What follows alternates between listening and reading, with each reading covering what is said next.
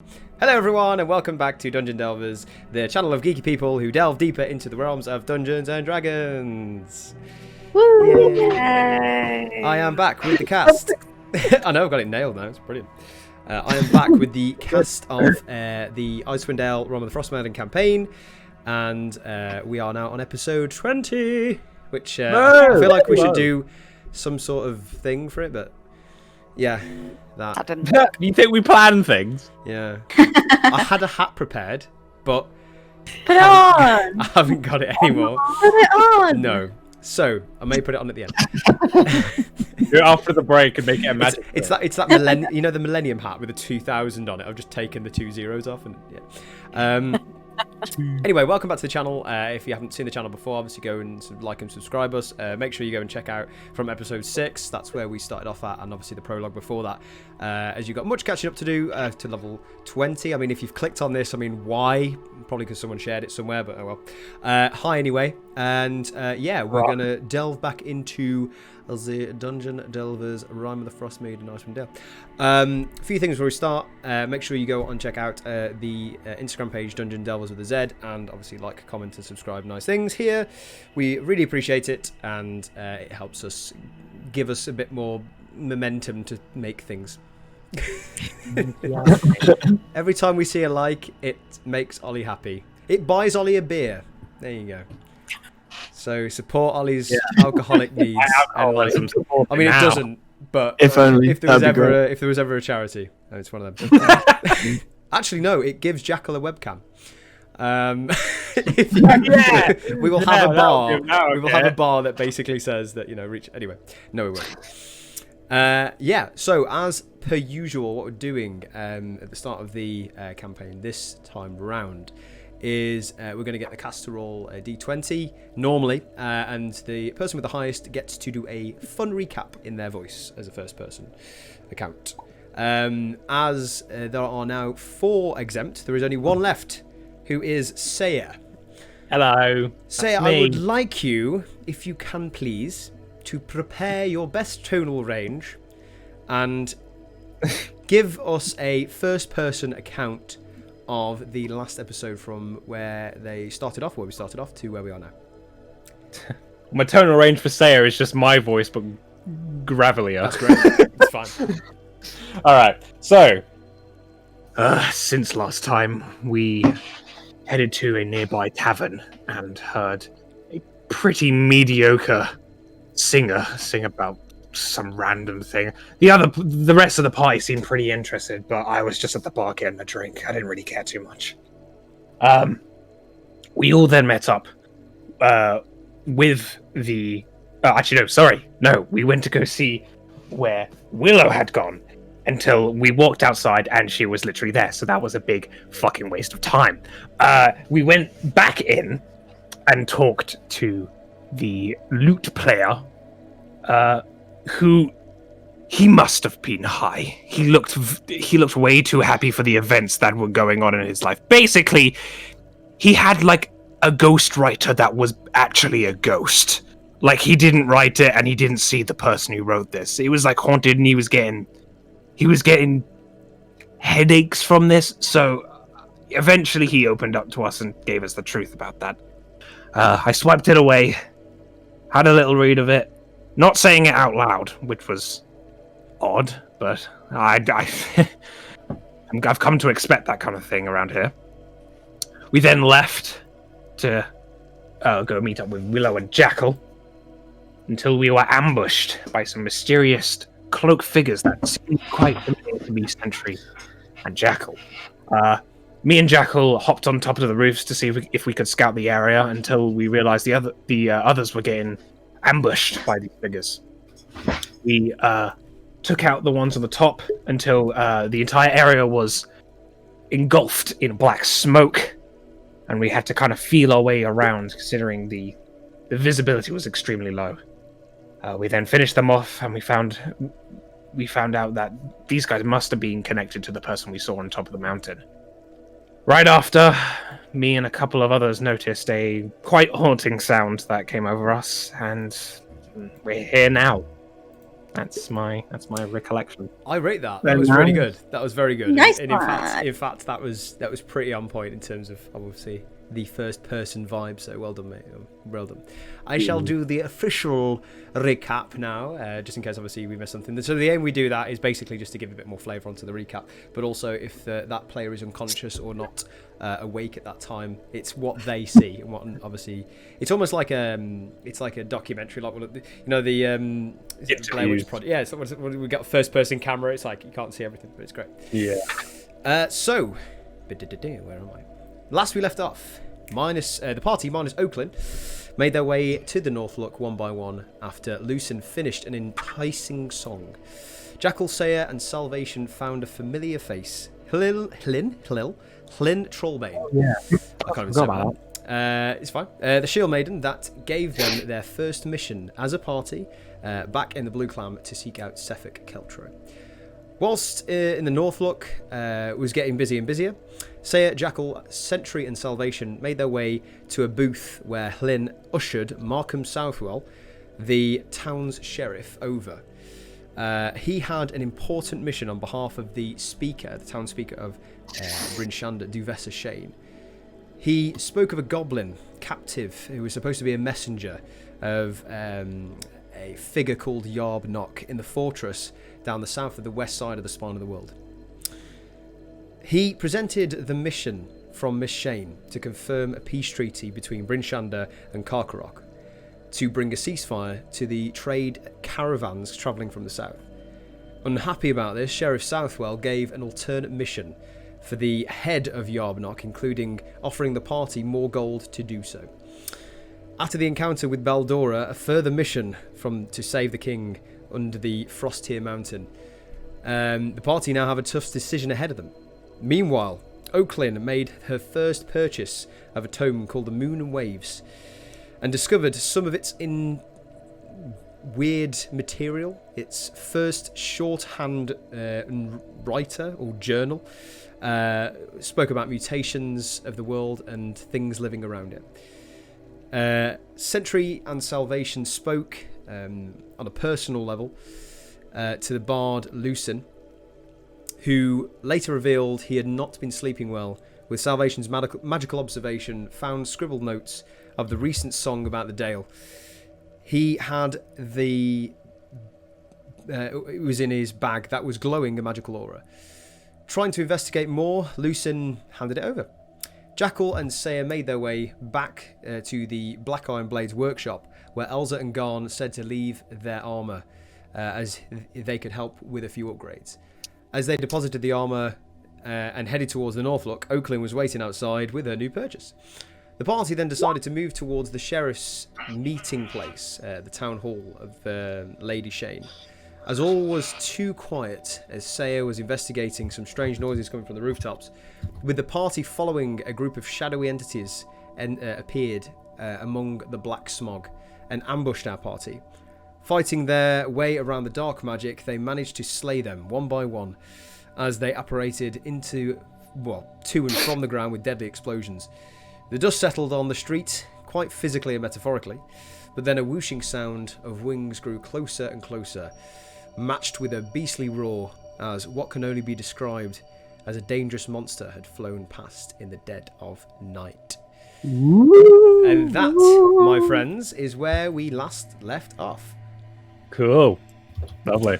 A bit of a long last episode. Obviously, we forgot to mention. That's why the intro was so big. That's why it's in two parts. That's why it is in two parts. But here we are. You guys find yourself... Let me put some ambience in, because why not? You guys find yourself in the dead of night in Bryn Shander with just finishing a skirmish between you and the shadow entities, figures, fighters, whatever these might be. Unknown to some of you, have a few ideas of what these might be, or possibly where they've came from. But as you all stand there and you have just heard the almighty sound wave of these whooshing wings just passing over you, and the roar that followed it as it went into the distance.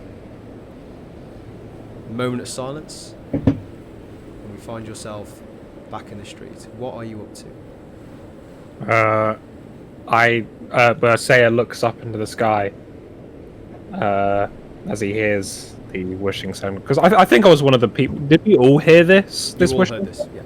We all very heard. Okay. I look up and then look around at the rest of the party and go, that doesn't sound good. Taking in the stock, Fraser, are there any people out and about, or anybody rushing now, or lights coming on around the town area, or? Yeah, make a perception check. First check of the session. 11. 11. From looking round from where you are, you can see the interior of some buildings. You can see some torchlights that were lighting up the street, but they're very dull, so it's classed as dull light. There's not much movement. There's not like a horde or a riot of people with pitchforks, if that's what you're asking. Very quiet still. We should probably head to the main market square and continue to meet with the town speaker. Yeah, I agree. I think we're already as late as it is. Good idea. And I'll just start making way a little bit brisker than what we probably would have gone before. Yeah, same. Yeah, absolutely. Whereabouts are you heading off to the town square? Town speaker, yeah. I think you said last time. I think that we knew it was in the market or town square market. Yeah. So basically, Sheriff.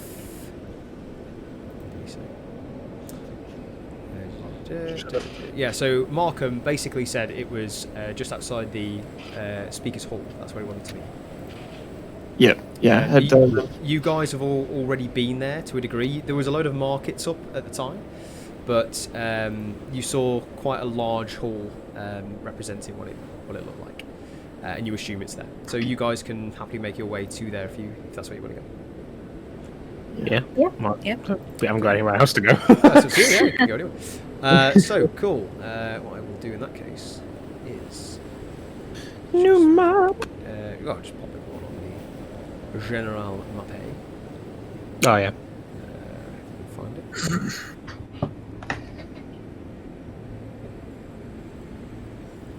Were we? I can't remember. My memory is awful. Were we all there for the meeting with the sheriff? Was that all of us there? Everyone was in the meeting, I believe. Except for Willow, though, isn't it? I wasn't there. Oh, Willow. Yes, thank you for reminding me. Yeah. Yeah, Willow was not in the. I thought it was Sentry, but it was Willow. Yeah, you're absolutely right. Okay. Nope. In that case, while you're doing that, as we're walking, I just kind of like to the general party. Yeah.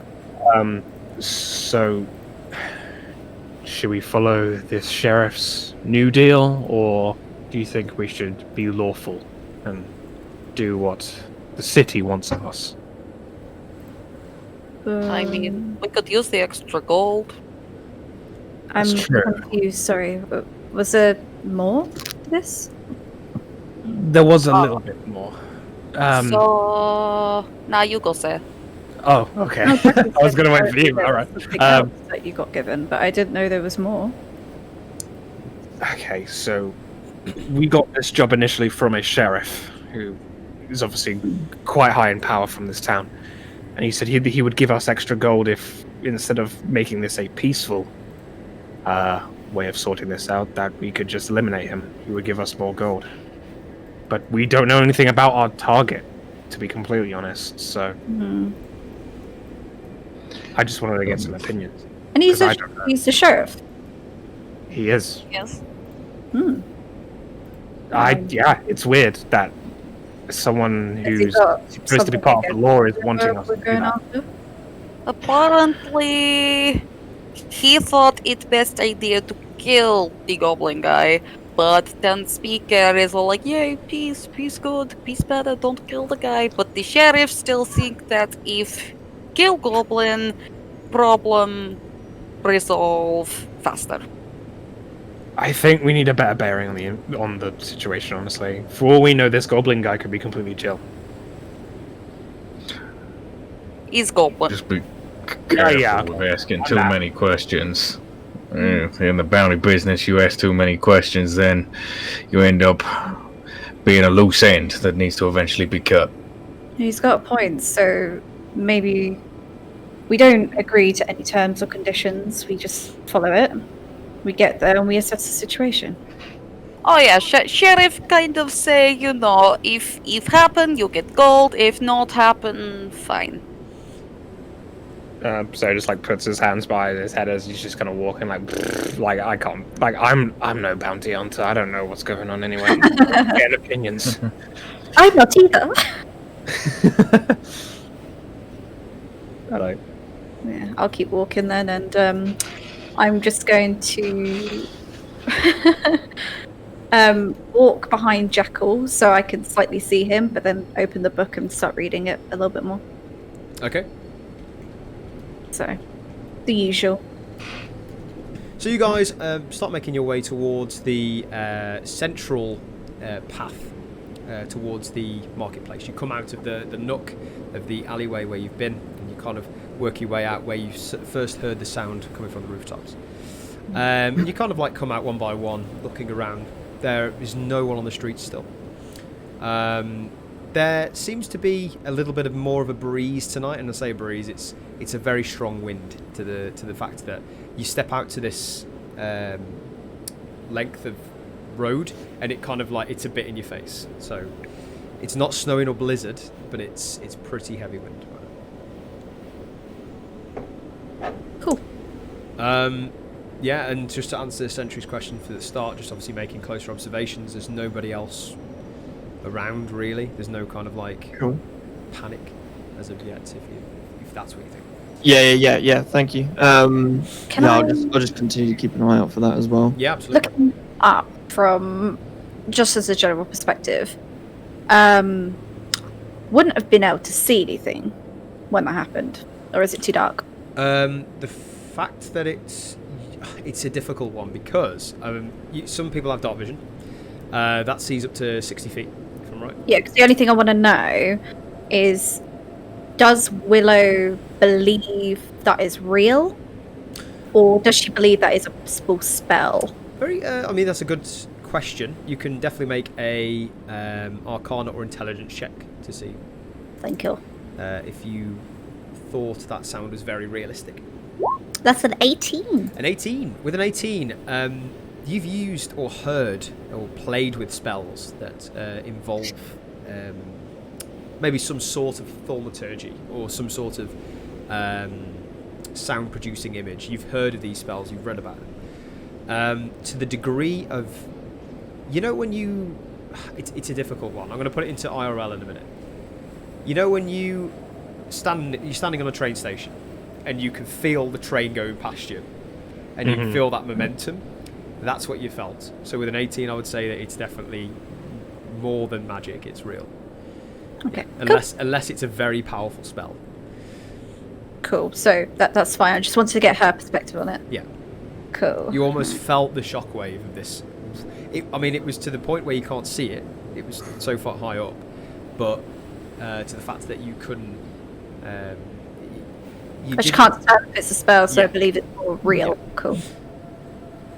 But I mean, in your mind right now, there's some very powerful archmage around, so there's loads True. of things it could be.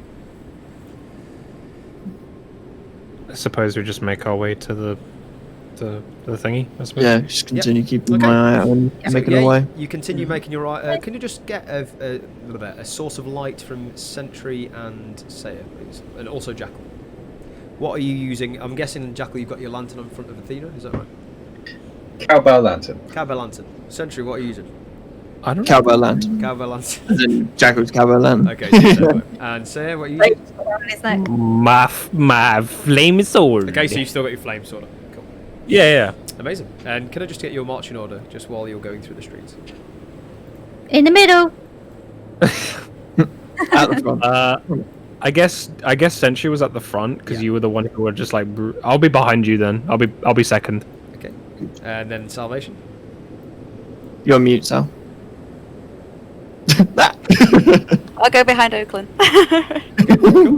Should just keep an eye on me so I don't walk into anything. That's fine. As you guys kind of like start walking down towards where you remember the marketplace being, you can see it kind of coming up in the distance, and you recognise just in the distance the familiar central point of this marketplace. Oakland, you've already been here not so long ago, so this looks very familiar to you, especially in the dark with these skeleton shells of the market tents or the canvases which they used. And you start walking closer, and you can see these coming up now. And you get pretty much 50 feet away from the central column, and you can just about see, just on the opposite side, a larger building. And I'm going to share that larger building with you now, just give you a sense of a feel of what you can see. Was this another? This is a bit of artwork I'm going to share with you, because set the scene and all that. Cool. Set the scene. Yeah, so in the distance you can see a very high thatched roof, about 20 feet up in the air. All the buildings coming out kind of like around it, but also the building itself has got like jagged edges. It's not like a square hut, it's definitely oblong. Candle lights flicker within the inside and on the outside. And it does stand out more prominent than the rest. There is a bit more grandiose to this building. It's not necessarily a very smart building, but it's definitely something that sticks out more than the others. And as you kind of like get closer and closer, you can definitely start making out like the walkway, and there's a small kind of roofed walkway. I would say about 5-10 feet apart, with it's like a porch with a roof, and you walk into the doors. And as you get closer, you can see outside, waiting for you, is a familiar figure, and everyone who has met him, it is the sheriff, just hunched up in his cloak, kind of like rubbing his hands together, looking side to side, almost to see expecting you. Do you guys walk up? Yeah. Yeah. So as you get closer, you get within range, and you can see him. He goes, is that you guys? Hello? Hello. Identify yourself, please. It's who you met inside the tavern. Yeah, it's just a little bit hard because it's dark. Yeah, sorry. Yeah, thank you for coming. Are you here to talk business? I believe pretty so. sure that's the one. Okay, well, I'll welcome you in. Try and get you something warm. It's a bit cold out here, isn't it? And he kind of like cranks the door open. It's a big wooden oval door, kind of like it opens up. And you can see within inside quite a nicely laid out kind of hallway to start with. Do you guys walk in? Yeah, just whilst with the sheriff, did you hear anything overhead? I think that's something we're going to discuss later on. Oh, shit. I'm going to put my book away. I'm going to put my hood up and put my mask on and not take it off. Okay, you can do that? Yeah. Cool. Yep. Head on inside. Excuse me. Yeah, so head on inside, and as one by one, he kind of lets you all in. And he kind of looks towards Jackal and goes, Mistress doesn't like house cats. Is that alright? Can she stay outside?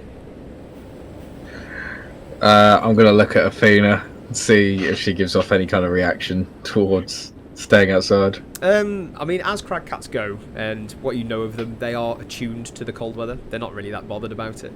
They actually prefer to be cold than to be too warm. So she overhears this conversation, and she kind of looks at you and just kind of like, almost in a cat way, shrugs it off if she could. Yeah, that's calm. I'm going to also... Actually, no, carry on. Sorry, too early. Athena, you stay out here. Let's not disturb the nice people. Why don't you go see if you can find some other smaller cats to play with? I'm literally... Don't cause too much trouble. Bamf out like she would at eat that them. point. To step on... go on to Athena's... Obviously, I don't know how cats show affection in a way, Pommel. but show... Yeah, that's it. Show affection to Athena, and Okay. Apollo's going to sit on Athena's back. Okay, cool. So Apollo appears on Athena's back, and she kind of looks around as it happens, and kind of notices and recognizes Apollo, and goes, and kind of like walks away, and kind of like starts to curl up in like a smaller corner area of the porch. As you Don't eat her. I feel like Fair warning. she My little boy. She kind of licks her lips as you say that. I mean, she's used to it. She's got, but she just kind of a kiddie stretch with the paws out, and then It's fine. Apollo's just gonna do the good old lick of you see the milk. I call it milking because that's what it is. And you guys are ushered in by the sheriff, and he kind of shuts the doors. It kind of closes with a creak and goes, and it kind of like it does echo a little bit throughout here. And what you guys can see, let's just start this because you know.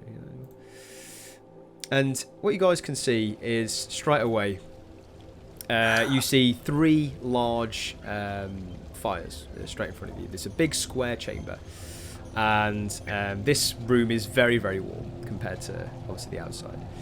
And as soon as you walk in, you can see kind of a seating area with these kind of like really nice leather tailored chairs or suites with a polar bear rug. You can see that's a skinned polar bear just hanging out with its mouth out.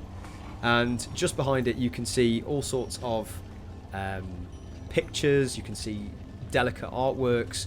This room is really nicely laid out, considering the outside is a little bit more shanty. And you would assume possibly someone with a higher tier of living or self-living is here.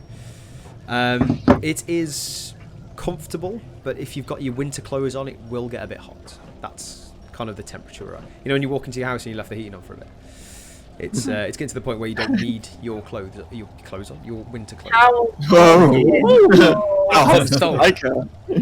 How warm is it for Willow though?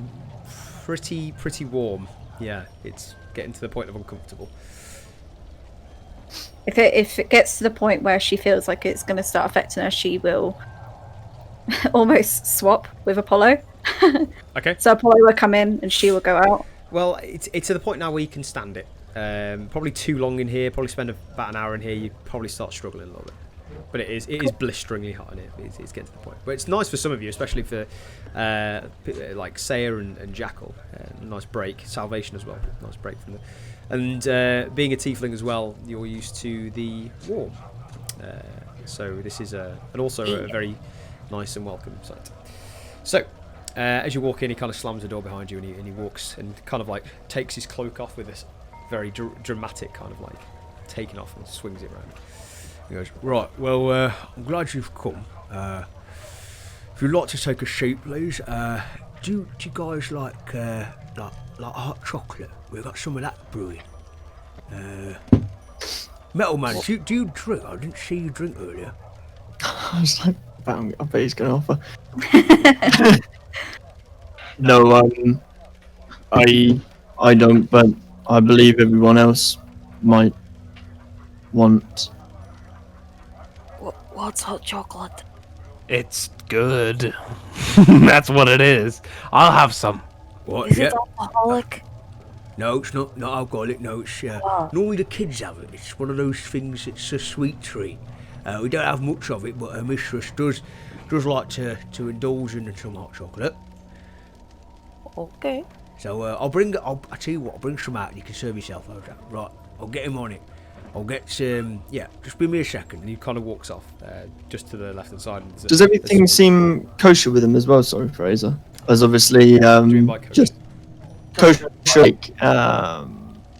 He doesn't seem to be sweating or looks as though he's anxious or out of the ordinary from when we last met him, either to do with the dragon or an archmage. Yeah, make a perception check. Wait, perception or insight? You could do either. I'd say for that. All right. Because you've had a conversation. I was going to say perception's better for me, so. And like lean against the wall where it's a bit colder. Okay, yeah. There's some of the walls. I mean, most of them are made of wood, but there are some stone kind of columns you can lean against. Yeah, I'll go there, listen, and I'll just lean against the wall. Yeah, you kind of like try and. I'll get my book out so I can like read it, but Yeah. I'm more listening than anything. Cool, that's fine. Cool. Just read out what you get. Oh, just the standard little book, not the big one. Sorry, I meant the roll, but yeah, that's good. It's good to know. Oh, right, sorry. I thought you meant No. Century what Orchard. you read it. I was like, no. 17. 17. With the 17, you kind of like look towards him. You've met him before, and the way he was speaking then is a very similar way to the speaking now. He's kind of got this authoritative, kind of very. It's not like a blank expression, but it's like, let's just get to the point kind of thing. Yeah. You can almost get a hint, especially with the 17. You can almost get a hint of regiment, soldier, army, straight thinking, regimented thinking. There's no emotion to it. It's just like get in, like kind of thing. Cool. And as he wanders off, do you guys take a seat? What are you guys doing? You've got the room to yourself for a few minutes. Yeah, I'll take a seat. And you who do take a seat, it's a very nice tailored leather couch, almost like a Is it Chesterfield? Like a really nice buttoned couch. And there's two of them either side.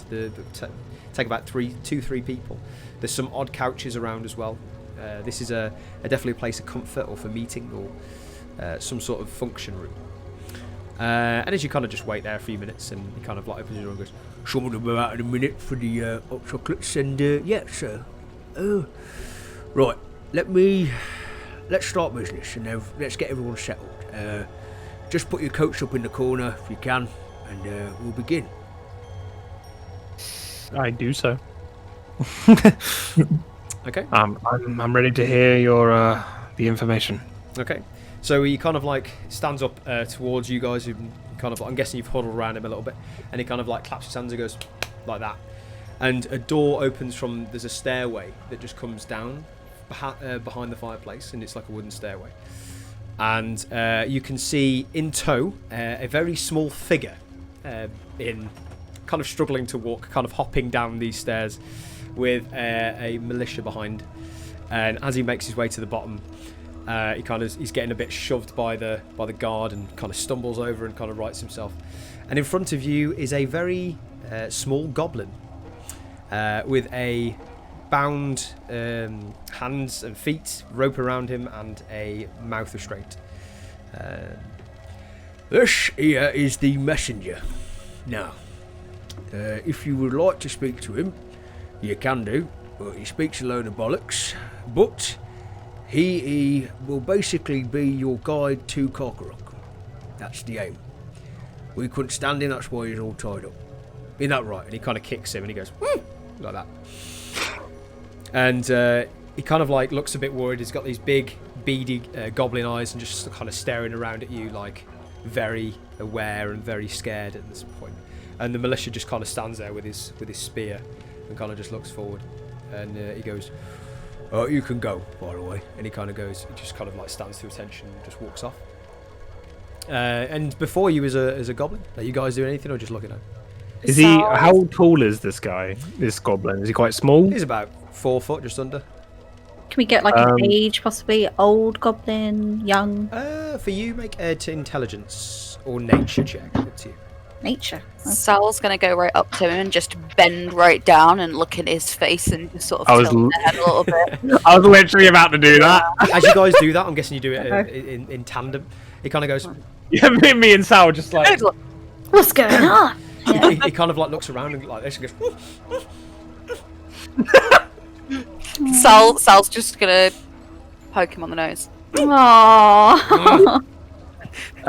I take. What has he got over his? What did you say he has over his mouth? He's got a mouth restraint, so it's like a bit of rope just in this kind of like. I'll take it off. Yeah, and he kind of goes. Oh, thank you. Thank you. I've got it. I need water. I need some water. Sal's gonna pull a water skin out and just sort of He hold kinda a bit goes, out on his tongue. It gets it all down his face. He goes. Like a sexual music video, like. Oh my god.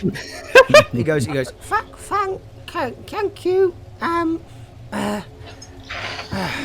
They've not been very nice to Woober. They've not been very nice to Woober. Wilbur, is that your name? Woober's my name. Wilbur, okay. What? Fair enough. So, what's this message you have? Woober has been told by I'll try not to go into Dobby here, so I do apologise.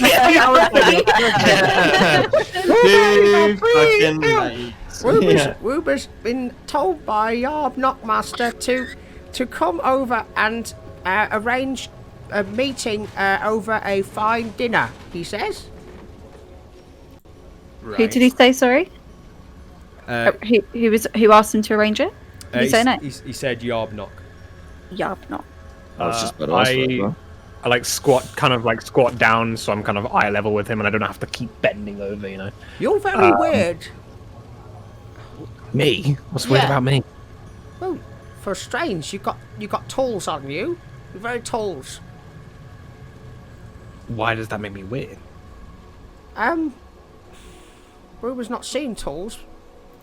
A lot of tools anyway. There's so many weird peeps in here, isn't there? Well, that's just kind of what happens when a party is made out of people from completely different locations, I suppose. Woober's not used to humans. Woober's used to goblins. Well, that's only natural if you grew up with them. Anyway, what was this meeting about that you mentioned? Anyway, yeah. So, Woober's king, Yarb Knock. He wants to arrange a meeting with Bryn Shander to what did he say? Make niceys. Make some niceys. Right. Was there anything else he told you other than making, air quotes, niceys? No, Woober's just got to guide to fort back to Yarb Knock King and talk to you over food. Insight check. Yeah, make an insight check. I was going to say, can I do the same, please? Yep. I was straight up just gonna ask him how we know this not trap. I got a 23. 23. Nice. Nice. Just say your rolls out, everyone. I got a 16. 16. Okay. What are you trying to look for, by the way, just so you know? To see if he's like maybe missing something out that his king told him. Like maybe like the king was like, "We'll tell them that we're trying to be nice, but then we're gonna like have ulterior motives," like that kind of thing. With a 23, I mean, you do get everything he says, and what he does say, for a very simple being, is truthful. Right. And you don't get any sense of trying to deceive you or missing any information. He's a being of little intelligence, and he's trying to communicate the best way he can in common. That's what you understand. His common isn't great, so he's trying to put sentences together. Do goblins have their own language? They do. They have goblin, yeah. They do. Okay. I was just checking. Yeah, I don't know that. I wonder if they speak another language. Yeah. Can Sam just cycle through all of her language and say, "Can you speak Infernal and can you speak Orc?" Both in those languages at him, and I can speak Orc. response. Yeah. Woober's confused. Oh, okay, never mind. I was wondering if you spoke something else, but it good. No. Okay. I kind of look. The sheriff's still in the room, right? He's like standing next. He's just there, folded arms, kind of like looking down his face like that. Okay. I kind of look up at him as I'm squat down to the goblins level. I'm like, was it really necessary to like treat him as a prisoner? Like, especially if he was just coming here for peace. Well, he is a prisoner. For a start, he hasn't got a lottery ticket, so that makes him against the law. So, he's currently under my custody, and he will be released under your custody, so you can waddle your way back to Carcarock with him, and yeah, we've got something to do for it. That reminds me, right? Let me just bring Miss Shaney so you can see her and see if she likes you, because yeah, we've had some people come into this and say they want to do it. We've had people in the past, not long ago. Yesterday, we had a group of swordsmen, and they didn't really meet her expectations. So we'll see if she likes you. How's that?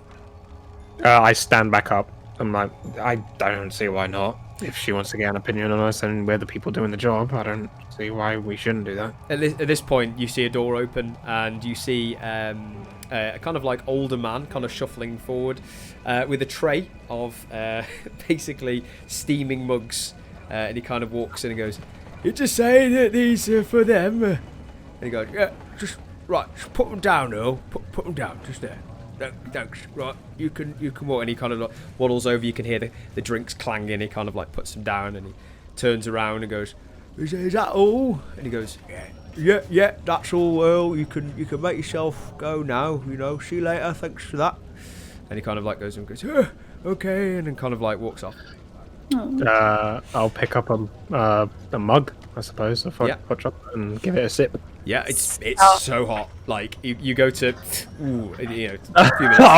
few minutes. I gotta blow on it. Sal's just gonna be staring at it and like sniffing at it and like, what the Salvation. You go to pick up the steaming red hot mug of cocoa, and this is interesting because this is some bits that some DMs don't do. It doesn't burn you as you pick it up. It's just nice and warm. Yeah, it's. I mean, you saw Saya kind of like go ooh like that, and you just pick it up and go. I kind of give it a sniff and say, "Cool, this is nostalgic. I haven't had this since I was down at the south." And just kind of keep blowing on it to hopefully actually be able to be drinkable. See the steam kind of rise. Anyway, at this point, the sheriff kind of walks off and walks back up the stairs and goes, "I'll be with you in a minute. Just gonna go get her." Just a quick question. I think another member of the party did mention this in the chat earlier, but what was his reaction to when the goblin came out and when Saya took the mouthpiece off? What was his reaction? Did he flinch? Did he get a little bit like aggy about it? What was his reaction? The sheriff's reaction when he took the mouthpiece off. Yeah, to the goblin itself, us going down, being kind to him, taking it off, sort of thing, giving him some water. The whole time he was crossed arms and just looking down his nose like that. Oh, just okay, cool. Just being neutral, I guess. Yeah, neutral. Yeah, that's fine. Fair enough. Just curious. And you hear a walking up the stairs, and you hear halfway up here, "Mistress, we've got some visitors. We've got those adventuring party ready to see you. Probably better than the last lot. Probably worth coming down." And you hear kind of a slight, like you can't. It's inaudible, but you can hear something coming from the distance. Cool. And he kind of stumps back down and goes, "Should we right out?" "Yeah, just got to wait a second. Is that all right?" Thank you, sir. Don't can have I any test customs here we need to obey. Oh, say again. You spoke at the same time. Sorry, you go, Jackal. You don't have any customs here that we need to obey in the presence of Her Lady? Well, just don't be an adult. It's my advice to you. Oh, right. Wait, what? Huh? It's a fucking kid. I bet you. Oh! I bet he's a child. That would be kind of cool. Could you Looking around. elaborate? Yeah. How old is this guy? So, a mistress doesn't like to be made to feel belittled, if that makes sense. Right. Keep the tone as level as I am with you. That's the best way to Are we allowed to ask her age? Oh, absolutely. Yeah, she's not afraid of that. Do you know how old they are? Well, she can tell you herself when she comes down. Okay. And no time at all, you kind of hear the kind of like creak of floorboards, and you kind of hear the lighter footsteps, and you see come down the stairs, draped in a big fur, very like almost designer fur hooded gown, silk robe kind of thing, long blonde hair. Kind of like you see it just from the side, and she kind of like peers around, and you can come down. She starts working her way down the stairs. She's roughly about just under, just over. I'd say just under 5 foot, just nearly 5 foot. She's not that tall, and she walks down, waddles down, kind of like jumps off the last step, and kind of goes, "So hello there. Are you all right? I'm Devessa. What's your name?" Like says a little bit like, how the fuck did this person get in power? Now I know what you're thinking. I'm a little young to be. Can I ask how old you are? Just curious. Yeah, you can ask how old I am. Give me a sec. Oh, shit. Just go over my character sheet. That's really weird questions. I'm just like. Let's be honest, it's like, not weird. Ow, It's quite an ow. thing. Let's have a look. Weird. So she's quite small then. Yeah, This is some anime shit right here. Like, tiny person running like a town. yeah, she's about 5 foot ish. Yeah, Relatively cool-ish. Okay. She kind of looks back at you and kind of takes her hood down, and you see the furs, and this kind of blonde hair comes to shoulder length but longer at the back. It's kind of like a bit of a weird style. Very well kept person. Her skin is almost very clean for this era. Most people you see are quite dirty, but she's very well kept. And she kind of looks at you, stands very proudly, and goes, "Well, I'm 18." Oh. Okay. I thought. Don't worry. Anyway. She kind of gives you a big smile when she says it, just gleaming through her teeth. I'm Saya, and this is the rest of the party if they would like to introduce themselves. Hello, I am Salvation. Hello. Cetri. It is your name. She's kind of like looking at you individually now. Like you said, you're going to introduce her. She's like looking at you. So the next person she's looking at is Jackal, I would say, who's working her way up. Name's Jackal. Pleasure to meet you, my lady. Oh, you're welcome. It's nice to meet you too. And she looks at you, the big metal person in the room, and goes, "Blimey, you're a bit tall." I'll go on to a knee as well to try and meet at eye level, She kind of like stumbles back and goes, "Ooh." and I'll reach my hand out as well. She kind of like So- does a very sheepish. Nice to meet you. Yeah. What's your name? Sentry Dawn, pleasure to meet you. Oh, Professor Shane. Sentry Dawn. That's a name to remember, isn't it? Well, it's interesting because the dawn, it doesn't come often, does it? It will. Because Stand back up. And she kind of like, she hears you say that, and she kind of goes, "Oh, and you are?" Looks at straight to you, Oakley. I've just realised I've got Willow under your name still. That's interesting, and I haven't got your other subclasses, so I do apologise. I've just realised this. I've changed everything else, and I haven't done that. Anyway, we'll go back to it. It's okay. She looks at you, Oakland, and goes, Give her a little wave. You got a mask on? She doesn't like showing her face. It's just a thing she does. Well, I'm not here to get to know you. I'm just here to show my face and help with the diplomacy of Bryn Shander, if that's okay. That's completely fair. So, I'm guessing the sheriff has told you why you're here. He has indeed. So, we have had incidents in the southern western side of the spine of the world, and that's where most of you probably entered Icewind Dale, and obviously our main trade routes into the Dale is through the southern entrance. So when we have the caravans coming through, our fellow guest here, his tribe likes to ransack them. Now, instead of an aggressive assault, we I've overheard obviously what Weaver's had to say, and he's talking about a peace treaty, and I can't think anything better than a bit of peace right now in these troubling times. So I think the best course of action is to go over there and make peace. That's completely sound logic to me, And then honestly. no more fighting. Is that right? Yeah, well, I have had experience with their race, but we will do our best to see if we can make it as peaceful as we can. You've had it. What kind of issues you had? Well, you already mentioned that there's been raiders. We've had experience with raiders before, especially when we've been delivering things. Yes. I myself have had pickpocketing issues, not only here, even though they weren't technically that race, but I've had it in where I used to live. But I'm sure these people could be different.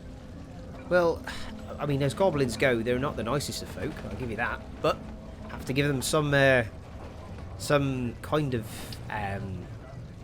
amnesty, because they've sent someone over to sort out their peace, and I'm all for that. And I'm sure the sheriff agrees with me, and that's why he's brought you here. Well, we can promise we will try our best. Yes. I'm sorry, what do you mean by try your best? Well, you know, they try best for peace. Oh, I really appreciate that. So, as the job goes, there is 300 gold pieces in it. If you come back with a signed peace treaty from myself, and that will be the job. And what you have to do is follow our friend here all the way up to Carcarock and meet with their leader, and come back quite hastily so we don't get any more interrupted caravans. Look around to the rest of the party. So, everyone get that? Should give a small nod. My lady, you don't have a treaty already written up for us to carry, do you?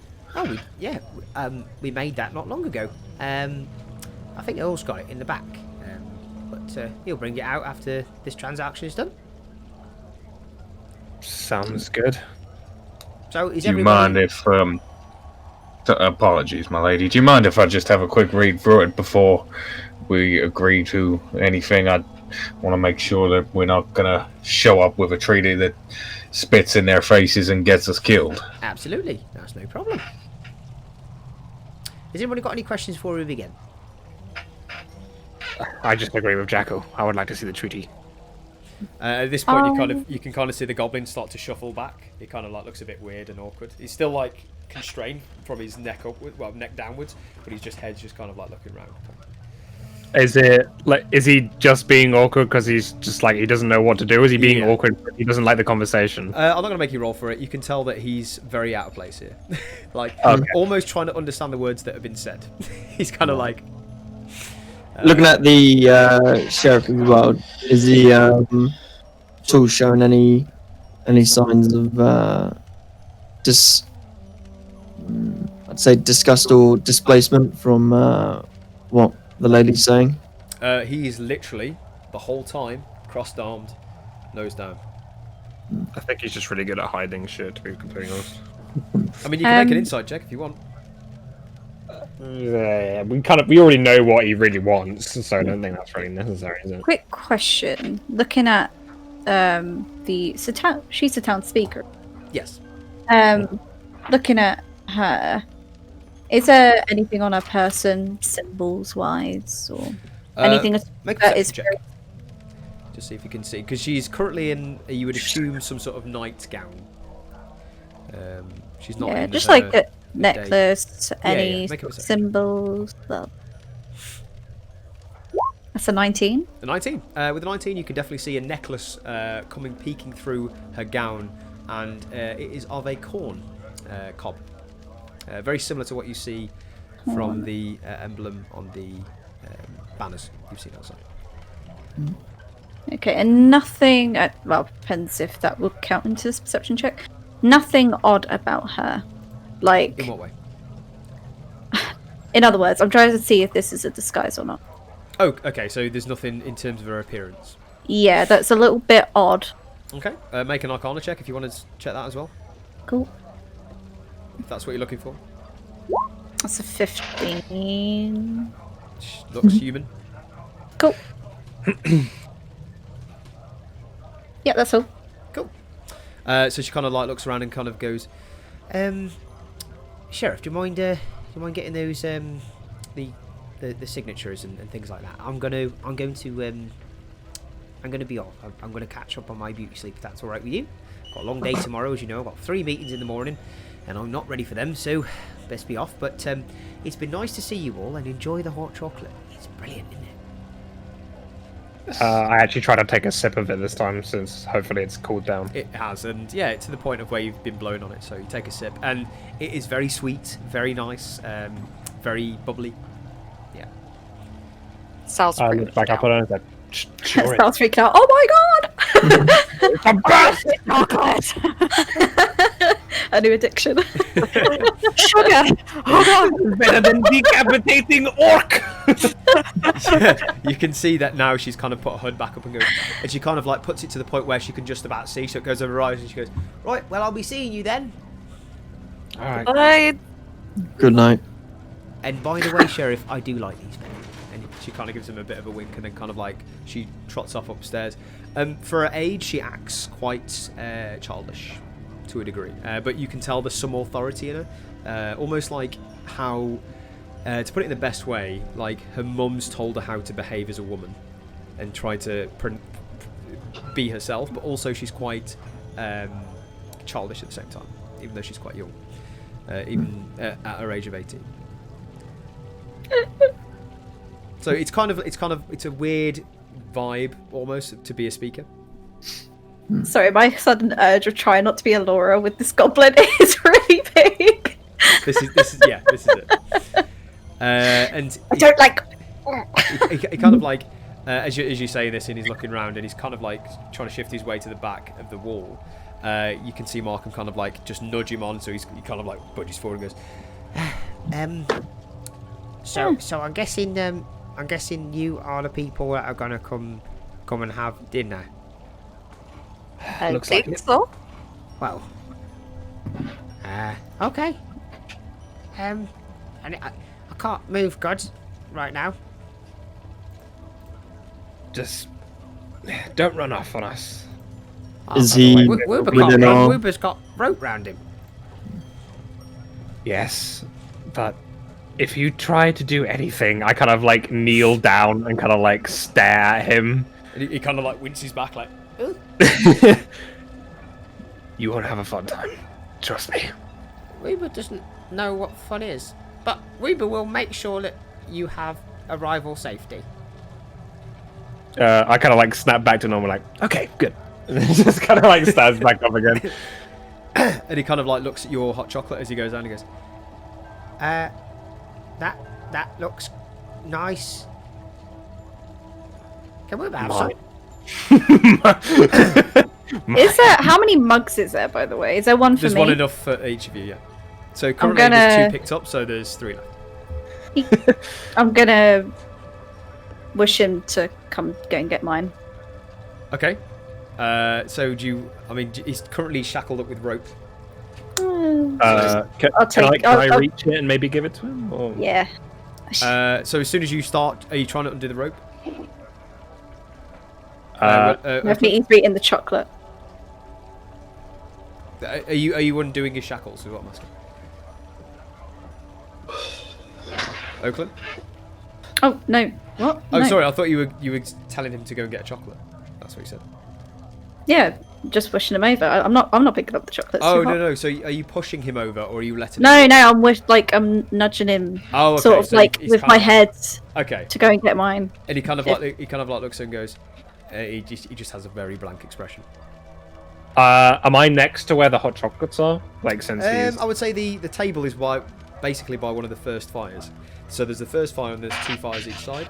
There's a table there with the right by the polar bear skin, and obviously where the seats are. And if you've walked up and walked towards where the sheriff is, you're probably about 5 feet away from the table. Okay, I'll quickly grab a mug and squat down and give him a sip, I suppose. Okay, so he kind of goes, and he kind of like puts his tongue in first. He goes, That's hot for Woober. and kind of like spits around. He goes, no. So then I say it's just like, why the fuck did you even... Okay. And then he puts the mug back on the tray. It's like, right, let's just get this job done. And the sheriff kind of goes, Well, I'm guessing she likes you, by the way she's tweaking about you. So, are you guys good for the job? I look around the room. It's like, personally, I am. What about everyone else? Yeah, why not? When we get the documents, I'm sure we'll take Woober into our custody and continue to go. Yeah, so Earl's coming over with him in a minute. She'll be here in a second. Is there any questions for me before? Are we getting travel? No. Got to walk there yourself. Is there travel around here? Well, you can get an ox speak or some sled dogs. Up to you. The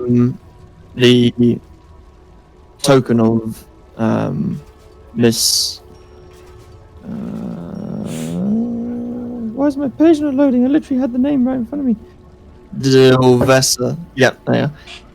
The token from Miss Delvessa, so that we can have some acknowledgement with traders here in Bryn Shander. Is that passed to us on completion of the job, or as waiting to enter and exit this city will impede? Sorry, you're asking about payment. The at the table, Yeah. we'd mentioned about emblem or symbol from the speaker, as to allow for us to travel easier and have like better word with the tradespeople, because he said that he wasn't budging on price, but we said possibly something else. I don't remember an emblem. What part was that? I might have to just look at my notes. When we Token were at the, it was like either an emblem or a contractual piece, just to say that we're Yeah, so something to Yeah. represent, to bring Yeah. back, yeah. That Yeah. way, like, if we get questioned or anything, we can say it's on behalf of the speaker, sort of thing. Yeah, Yeah. yeah. So, I mean, at this point, obviously, when you kind of like start to answer the question, Earl does walk in with the same tray with two folded up bits of parchment, and he goes, Well, Earl will he'll show you the papers and you go through it now if you like. and he kind of places it on the table, nudges the chocolates out of the way, and kind of goes, Right, so the first one is a contract between us. Right, so this is payment on delivery of the asset. and you can see, and he kind of like lists the bits here, and he goes down on the kind of terms. You can see just written in hand, and the penmanship here is very nice. And Jackal, you can appreciate this. You've seen bounties on paper that have been written in blood, like, and you go, wow, these guys have made a decision, like, to make an effort into this. And you can see this has been nicely like drawn out. And some of the statements do say, I mean, do you want to read them all, or do you want to read a few of them? Like a quick skim read. Quick skim read. So it says payment on delivery of the peace treaty being accepted and delivered. It also says that no further assets will be given to help or aid party members. They will have to do it by themselves. It also states that you'll be representing Bryn Shander and you'll be representing Lady Shane during this time, so you shouldn't do anything to harm your relationship between parties. Not to tell any of the other towns about this in particular, or any of the speakers about this job. I'll send you the terms after, but I'll show you about it. And it also states how a proof of the peace treaty is needed in a form of gesture. And it basically has a signature underneath for a space for almost 10 signatures. He goes, This is where you sign. I'm guessing there's only 5 years, so unless the cat wants to sign as well. But here's a pen. it kind of gives you a quill and an ink pot, slides it over. Does it all look good, Jackal? Everything here seems to be in order. The only thing that semi-flags to me is, Sheriff, why don't you want the other town speakers knowing of the business between you and the goblins? Well, her ladyship wants it to be between us, really, just so no one else gets involved or knows about our business. We've had all sorts of speakers get involved with businesses in the past with other speakers with Bryn Shander. Things just get a bit messy political wise. We just keep ourselves to ourselves these days. Insight. Yeah. Yeah, sure. See what you get. I'm gonna do one too. Ciao, that's a nat 20 for 26. Never mind. Yay! I won't do anything. Did you say ka-chow? Okay. Good sugar. So with a 26, you do get a lot. You would say, I mean, insight you can only get feelings, you can't get answers. So you would see as soon as he starts saying political, like he starts getting a bit more tense in his body posture, like a bit more angry, in the fact that he feels very passionate that he doesn't like any of the other 10 town speakers. This could be because of the nat 20. This could be because of wars, because of fights or disputes, traitors, spies, things like that. That's the idea you get. Now, Sheriff, I don't mean to tread on any toes here, but if you want all these terms fulfilled to the best of our abilities, then perhaps you could give just a little bit more insight on.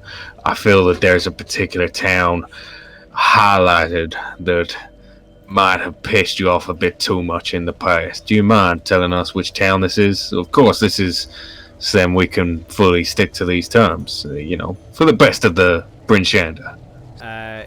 He basically passes the quill out to Jackal and kind of like dips it in some ink and kind of puts the pot down and kind of goes, "We'll just sign there for us. Got any more questions? Sorry, you asked about the towns. Let's just say all of them piss me off. Let's just say I'm loyal to Bryn Shander, and everyone can keep their nosy noses out of my bloody business." Okay. No, I understand that, Sheriff, with the ways things are in the land, but are you sure there's not one in particular that's just pushed that nerve that little bit too far? He kind of like looks around and goes, "Well, if you're asking, if anything, that nerve pissed me off. But I've heard he's gone. Had what coming to him." Yeah, you're on about Targos, right? Targos, yeah. He keeps himself busy in the Luskan Arms. Pretends he owns a place because he has this, or from what we know, in terms of what intelligence we've got in that place, keeps an underground organisation which has now been disturbed because he's dead. And if I knew who killed those bastards, I would give him a pat on the back and some extra fat and gold. I'll tell you that for a fact. What? No, joking. But anyway, you got to sign here or what? I Jackal think would just give a quick glance around, and he will put ink to parchment. Okay. There you go. That's nice. Right, pass it on. Make sure you don't leave anyone out. I grab the thing from Jackal and sign my name down. Yep. You're signing contracts left, right, and centre for everyone here. Yeah. Signing it down as well. We may need a group name should we need to sign a contract without space for 10. Finish signing. Saya and his compatriots. Swear to God. We don't do much for group names. Any group name I know is a group of misfits we met the other week. It's called the Trolls Knolls. They were funny, they were. Bunch of weirdos with wooden swords, trying to go around the town pretending to mug people. Yeah. It's funny in the name because trolls are idiots, aren't they? Yeah. Were they trolls or gnolls? Well, I don't like trolls and I don't like gnolls, but I think they were trying to be funny and clever. They were a bunch of young kids, really, about mid-20s, not doing much good in the city. But they were going around poking people with wooden swords, pretending they were real and asking for their money. We got them quite quickly, but booted them out of town to the tundra. The Frost Maiden's probably got them up the arse right now. Harsh. Nah, it's not arse, it's just business, love. Anyway, once everyone's signed, I think we should try and get on this as fast as we can. Good plan. Yeah, is everyone signing it? Is anyone rejecting to sign it? We can move on. I think we're good. Okay, so you've Just all signed going it. to write down WE, and that's it. Okay, yeah, it doesn't matter what you sign, just as long as you sign Yeah. it. And he kind of looks around and goes, Oh, by the way, you do have all your papers, don't you? Yes. I'd Yeah, just like put to mine out. correspond signatures with the papers, if that's all right. Can I take that back? Wait, I signed down. Damn it! Just saying, I put down my fake name. Yep, definitely did I fake put- name. I put WE. Fuck. yeah. Okay, I mean, what I'm going to say is because I've thrown this at you and you didn't say, I'm going to It's get you fine. to roll an I intelligence got- check. If you roll a 10 or lower, you write your fake name. If you roll 10 or higher, you roll your real name. You sign your real name. Willow, Higher? you've already stated. Okay. Yeah, The rest- I've the done rest of mine. you I'm didn't gonna state. figure a way out. So just so we're all on the same level, and nobody stated. I mean, because I said it and then say you said you signed. So it's only fair to then roll about this. Okay, yeah. Wait, Okay. so wait, a lower roll means we put down our fake name. You say? Okay, let's make it the other way around. Lower roll, you put your real signature. Higher roll, Okay. you put your fake signature. Yes! So 10 and below, 11 and above. Jekyll's a big brain, got 15. Okay, so Jackal, you wrote your fake name. 20! My fake name. Fake name. I write my real name. For fuck's sake! So on Salvation, I can't remember whether she put her real name or not. Oh shit! I've rolled the wrong thing. Sorry, ignore that one. I clicked it by accident. Intimidate. I I didn't even roll. Yeah, I'm gonna say that Sentry would put down his real name. God damn it, Sentry. Salvation puts down whichever one wasn't on her papers. I can't remember which way round it was. So why haven't you rolled? Sorry, Sentry. Just wondered. I'm putting down Sentry's name. Oh, you putting down Sentry's name. Okay, so you just go for it. Okay, cool. Salvation, you put your fake signature. Yes. And he kind of like, do you hand him the papers? He goes, Can I have your papers just to correspond these, make sure they're real? I give him my papers. yep. Okay, Okay. so he grabs the papers off all of you. I mean, are you all presented to him? Yeah. Yep. Yep. So he kind of hands them up, looks at Jackal's first, kind of like puts it down and goes, Yep. puts Sayers down and goes, Yep. goes to Sentries and goes, did you, Sentry, did you sign your fake one with your real signature? Just for interest. Real signature, same as I said my real name to the lady as well. So your lottery ticket, No, my lorry ticket for Bryn Shander is Dinglehorn Digby. is that signed like Dinglehorn Digby? Dinglehorn Digby. Okay, so yeah. he looks at you first, Sentry, and goes, You've written down the wrong signature here, mate. A lot of people have a lot of different names. The real name is Sentry Dawn. They didn't say that you needed your real name. Well, it's a bit weird. Why didn't you write down your normal name? I quickly intervene and be like, it's his bounty hunter name. He doesn't like everyone knowing his real as name. soon as you mention the word bounty hunter, his eyes raise and goes, What did you say? No, I mean, it's a cultural thing. Cultural thing. It's a cultural thing. It's a metal man thing. I've not seen many of him around, so is that normal? It's Yeah. I mean, Yeah. does he look Okay. normal to you? 4 of you make a persuasion check. Okay. God damn it, Sentry. I said my real name to the Oh, lady. God, Jenny. 15. It's pretty good for a 0. I said my real name to the lady. So that's 2 successes. Never used it. There it is. 3 successes. 20. Fantastic. I got 20. So he kind of like, he looks back down, and he kind of looks at the paper and looks at you and like goes, Well, is that a thing? What about this bounty, though? You said bounty hunter. What's that about? No, nothing. He's nothing. Right. Say is not very good words. Sorry. I'm drunk. Right. Well, you can have that back. It's a bit strange, that's all. You, Tiefling, can you... Sorry, what's your Hello. name? Salvation? Yes. I've heard your name being shouted at. Can I have your papers, please? Yes. Thank you. And he looks at it and goes, "You've got a fake one too. Is this what's going on here?" Salvation is her nickname we give her. I'm sorry. Yes, its nickname actually my mother gave me. It was it's a bit of a joke. She's the kind of person It's an who's inside really joke. medically good, so she is our salvation, and it's just been a nickname that's stuck ever since. He kind of stares at you like for a second and goes, "Salvation." I get it. Still doesn't explain the signature though. Well, it was what I introduced myself as to you, so that is what I put on the signature, so you knew who I was. Because if I put the other name when I just said this name, then that would have really confused you too. So I was thinking I was doing a good thing. I did not know you would look at papers, but Right. it's both my name. Oakland and Salvation make a persuasion check, or one of you with advantage.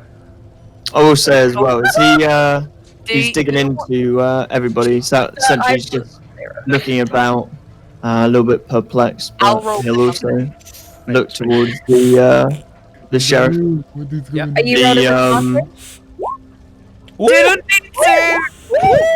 That's 20, boy. 21. Nice. Nice. Nice. He kind of looks towards you and goes, "Right, Salvation, that's funny. Right, seem to be letting everyone off the hook here. Right, last one. What was your name again?" Looks at you, My Oakland. name? Yeah, what's your name? My name is Winchika Favertiden. You can just call me Chica if I prefer that name. What? Chica. Winchika if you want to call it. Chica, can you pass your papers, please? Yeah, I'll pass him both papers. Both. Both papers? No, sorry. Just I was. No, Both he's already got the paper. Yeah. So he goes up and he goes. You got fucked just over there. He kind of looks at it and looks back and goes, "What's WE?" Winchika Favertiden. Winchika Eden. WE. I thought I just my name. I'm confused. He kind of looks at it and looks back again. Yes, spelling. Right. I've had enough of this. Yeah, go on. Whatever.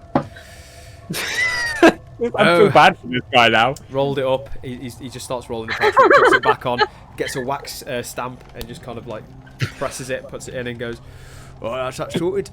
Next one," and he unrolls it and goes, "This one is the one you need to bring back to us. This is the treaty, just stating basically the peace between Karkarock and Bryn Shander, that any sort of break on the ceasefire will enable us to unarm 200 of our militia up that mountain and kick off." Fair enough. Is he like giving it to us now? Is he? He's kind of Or- just got it like in his hand. He's not passing it, but you can take it off him. He's gesturing it out. I'll gesture like trying Yeah, to take it. yeah, he He takes knows it. what I'm doing. So I just snatch it from him. Yeah. So that one we'll want back, if you can. Okay, sounds good. And I put it in my bag. Cool. Right. I think that's it. Business is done. Oh, one more thing. You have custody of our little friend in green skin. Is that right? Yeah, that's right. Good. And he kind of gets his kind of from his side, unsheaths a small dagger, rusted dagger. It's kind of bladed on the end. It's not a great one, but it's functional. Kind of like goes at the back and kind of rips the rope off, and it kind of goes. And you see the little goblin form kind of shiver and shake and go. "Oh, Wilbur feels much better now. Thank you, people. Just as long as you promise not to go anywhere. Why would Wilbur go anywhere? I don't know, but if you do, I swear to God. Wilbur needs to get you back to fort. Okay. Lead Do the we way, know- little man. What sort of, or does anyone know what sort of time of day it is? I mean, you can make an intelligence check to have a guess. Willow. Hey Willow, what time is it? Are you asking? Or is salvation? Are you asking? Yeah, sure. What, whatever name you said before.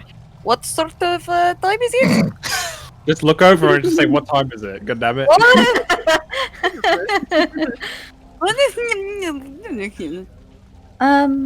The time is 20 past 10. What's the 20 time? past 10. Right, it's getting bit late. We go back to tavern and rest before heading out to fort. The Sounds road may be dangerous. mean. I look down at the little boy, and I say, Uber. "That sound all right with you?" Oh, I'll go wherever you go, but I'm just a humble servant and guide for humans. I human. look back up at the I'm pie not and say, human, "Well, but sure. I guess we could rest then." Well, is Woober staying with you? Yes. I mean, yeah, so we can keep an eye on you. Woober likes staying with people who doesn't tie him up. Yet. That's fair. As soon as we're done, He kind of looks up at you and goes, open out. Are you gonna tie me up? Mm, Only No. if you try you're to run. good. Woober's happy. sorry, carry on, Oakland. I'm like, as soon as the conversation's done and they're talking to the little goblin dude, I'm straight out that door. Okay. Yeah, so you walk out. And at this Yeah. point, you get a bit uncomfortable. You get a little bit Yeah. uncomfortable. Yeah, I'm straight out as soon as that. Yeah. Yeah. And you Getting shoot into out. it. And as you shoot out, to the right of you, you see a curled up Athena. Her ears pop up and kind of look at you and go, I put my winter clothes back on. okay, cool. You put your winter clothes back on. Your man never took them I'm off. glad Salvation said it because, I mean, I never took one off. let's I'll be just wrap the cloak on and go over to Athena, pick up Apollo, scarf him. Yeah. Yeah. Okay. Oh, cool. wait. And yeah, so you see Oakland run outside. Excuse me, Mr. Sheriff. Yes. As Wilbur is now in our custody, to make sure we don't have any impediments on our travels, I don't suppose you could hand me the warrant for Wilbur or the custody documents. Well, we don't really keep documents for prisoners. It's just give it over, I suppose. Well, I can give you something though, because you're doing this for me. You know what I mean? Got to do the peace arrangement and all that. Right? Bear with me. And he kind of like, he starts Just walking. something. He starts. Do you do anything? He starts walking off. Thank you. Yeah, I'll wait where I am. Okay. He quickly shoots back, goes to a side room. You hear the shuffling of papers, and he goes, oh, right, hold on. And he kind of like walks back and he goes, Right. This is for your cap. Keep this. If anyone else asks you, one of the militia, you probably won't get taken off you. You need a license for it, but I'll give you this. And this is a ticket of authentication that you've got a lethal possession of creature or animal. Well, that's much obliged, Sheriff, is all. Hold up my hand as if to shake it. yeah. He kind of like does a shake back. Yeah, that's mighty kind of you, Sheriff. Like I said, we'll see what we can do. Oh, yeah. Because you're gonna, I mean, between me and you, this peace treaty's gonna go mighty quick, innit? Right, well, that's me done. If you guys could leave and make your way to the destination and fulfill your task. Of course. See you in the next coming day, Sheriff. And See you Jackal's soon. gonna head out and leave. Yeah. With the clothes on, of course. Does everyone else leave? Yeah. Yeah. Okay. I'll go with Ruber side. Woober kind of like, if everyone leaves and kind of like he's the last one, he kind of like starts to just sheepishly follow. Oh yeah, I'll make sure that he's beside me if able. On his way out, he kind of like looks and goes, It's a bit cold for Woober. He hasn't got a coat. I give Woober We're my not far coat. away from a place we can stay. You can handle it. I give Woober my coat. okay. Or you. Or makeshift. Okay. I mean, are you giving it to him as it is, or are you doing anything with it before you give it to him? Well, I guess I'll awkwardly try and, because I'm not a fashionista sort of person that knows what they're doing with cloth, or whatever material this is. I'll just try and put it onto him that almost fits and also covers most of his face. Yeah, so he kind of puts it on. It's like got one of those weird wizard sleeves that dangles down, like poking over, and kind of like shuffles in it, and kind of like he's got like half of his head covered, and you can see the side of his eye, and goes, "Wilbur, thanks you." I just get up and step away from the goblin. He starts following. Yeah. I suppose we're just making our way to the tavern, I guess. Where we no, we can stay there, right? That was all there is accommodation in there. Yeah. You'd know. Okay, I wasn't mistaken. Cool. Quick Unless anyone question. wants to do anything. Is it a new day? Oh, just out of curiosity, since we last rested. So since we met Valdora, has it been a new day yet, or is it still the same day? Cool. Just checking. It's a long day. A long day, yeah. Cool. So yeah, you guys start making your way back. You can hear the door shut behind you as Athena kind of steps up and walks beside you, Jackal, again. And you guys make your way over towards the Northlook, back to the outside area with the skeleton shifted markets as you walk up. And it's interesting because as you've kind of got out, you have a look around, and essentially you're more looking out for this. And you basically kind of look around, and straight in front of you is you can just make out just where the road goes up to the Northlook. There's a group of individuals, and as you start walking up, there is more and more, and to the point where the street is starting to get a bit crowded, and it looks like it's daytime. But as you guys kind of approach, these are clearly civilians. You can tell by what they're wearing and the kind of garb, and you can almost hear around. Oh, what was that? You can kind of like hear the whispers and amongst chat, and you can see people staring up really like kind of sheepishly and kind of like going like this kind of thing. And it's starting to like there's a hush crowd, and as you kind of work your way around, they kind of look at you and kind of like they're very on an edge. Everyone's a little bit shaken up. Do we hear anything obviously they're all going to be muttering and murmuring different things, but does any of them anyone say anything as in they've seen this, that, or the other?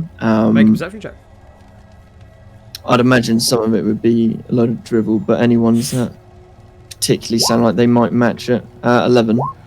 With 11, you hear the word, I would say, the key word you hear is monster, and you hear the word waking up from sleep. You hear the word the Frost Maiden. You hear the word curse. You hear the word earthquake. Cool. Things like Cool. that. Earthquake. Yeah, just continue to make our way through, I suppose, and keep with Weber. Okay. Weber's like almost hanging onto your leg, almost as you walk in. It's kind of like waddling on, a bit like Baby Yoda in Mandalorian. He's kind of like just waddling past you, kind of like thing. And he's got these oversized cloak on. He's kind of just scooting round between legs. If you guys would like to carry on to the Northlook, yeah. And as you do, you make your way up, and the Northlook hasn't changed. It's still, you can hear the clanging of drinks and music coming from outside, and you make your way back in. Is that right? Woo! Yeah. Cool. So as you make your way back in, you open the doors up, and you can see everyone is still having a great time. There's not much animosity around here. There's just the kind of same environment you left it not so long ago. It is dying down a little bit, so there's not as a heavy crowd, and as you kind of walk in, the first thing you see is the crowds, but then you look towards where you saw Lucin. He's no longer there, but you still see scram shacks behind the behind the counter of the bar, kind of just passing out ale. And he kind of sees you all as you walk in. Are you all walking at the same time, or is everyone staying out? Oh. Come in. Yeah, everyone's Yeah, walking we'll in. go in. Yeah. No So objection. he kind of waves at you, Sayer and Jackal. Hello there, nice to see you back. Hello. You've come back for some more, have you? Not quite. Do you have any rooms available? We do have a few left, just about, yeah. Do you think you could accommodate all of us here? How many you Point. got? How many's there of you again? I can't. What is it? 5? 6 of 6. I mean, we've got 2 smaller rooms. That'll do you.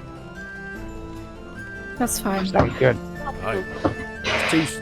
Who's paying for this? I mean, don't remember our deal. I mean, you can remember it if you like. What we said. Well, how much will it cost? Well, for a night, it's for all of you. I mean, I could do you a deal, but each per person is 5 silver a night. But if there's 5 of you, so let's call it 16 silver for the lot of you. I'll just slide over a gold piece. Kind of like looks towards you and goes, Oh, my lady. Right, I mean, thank you.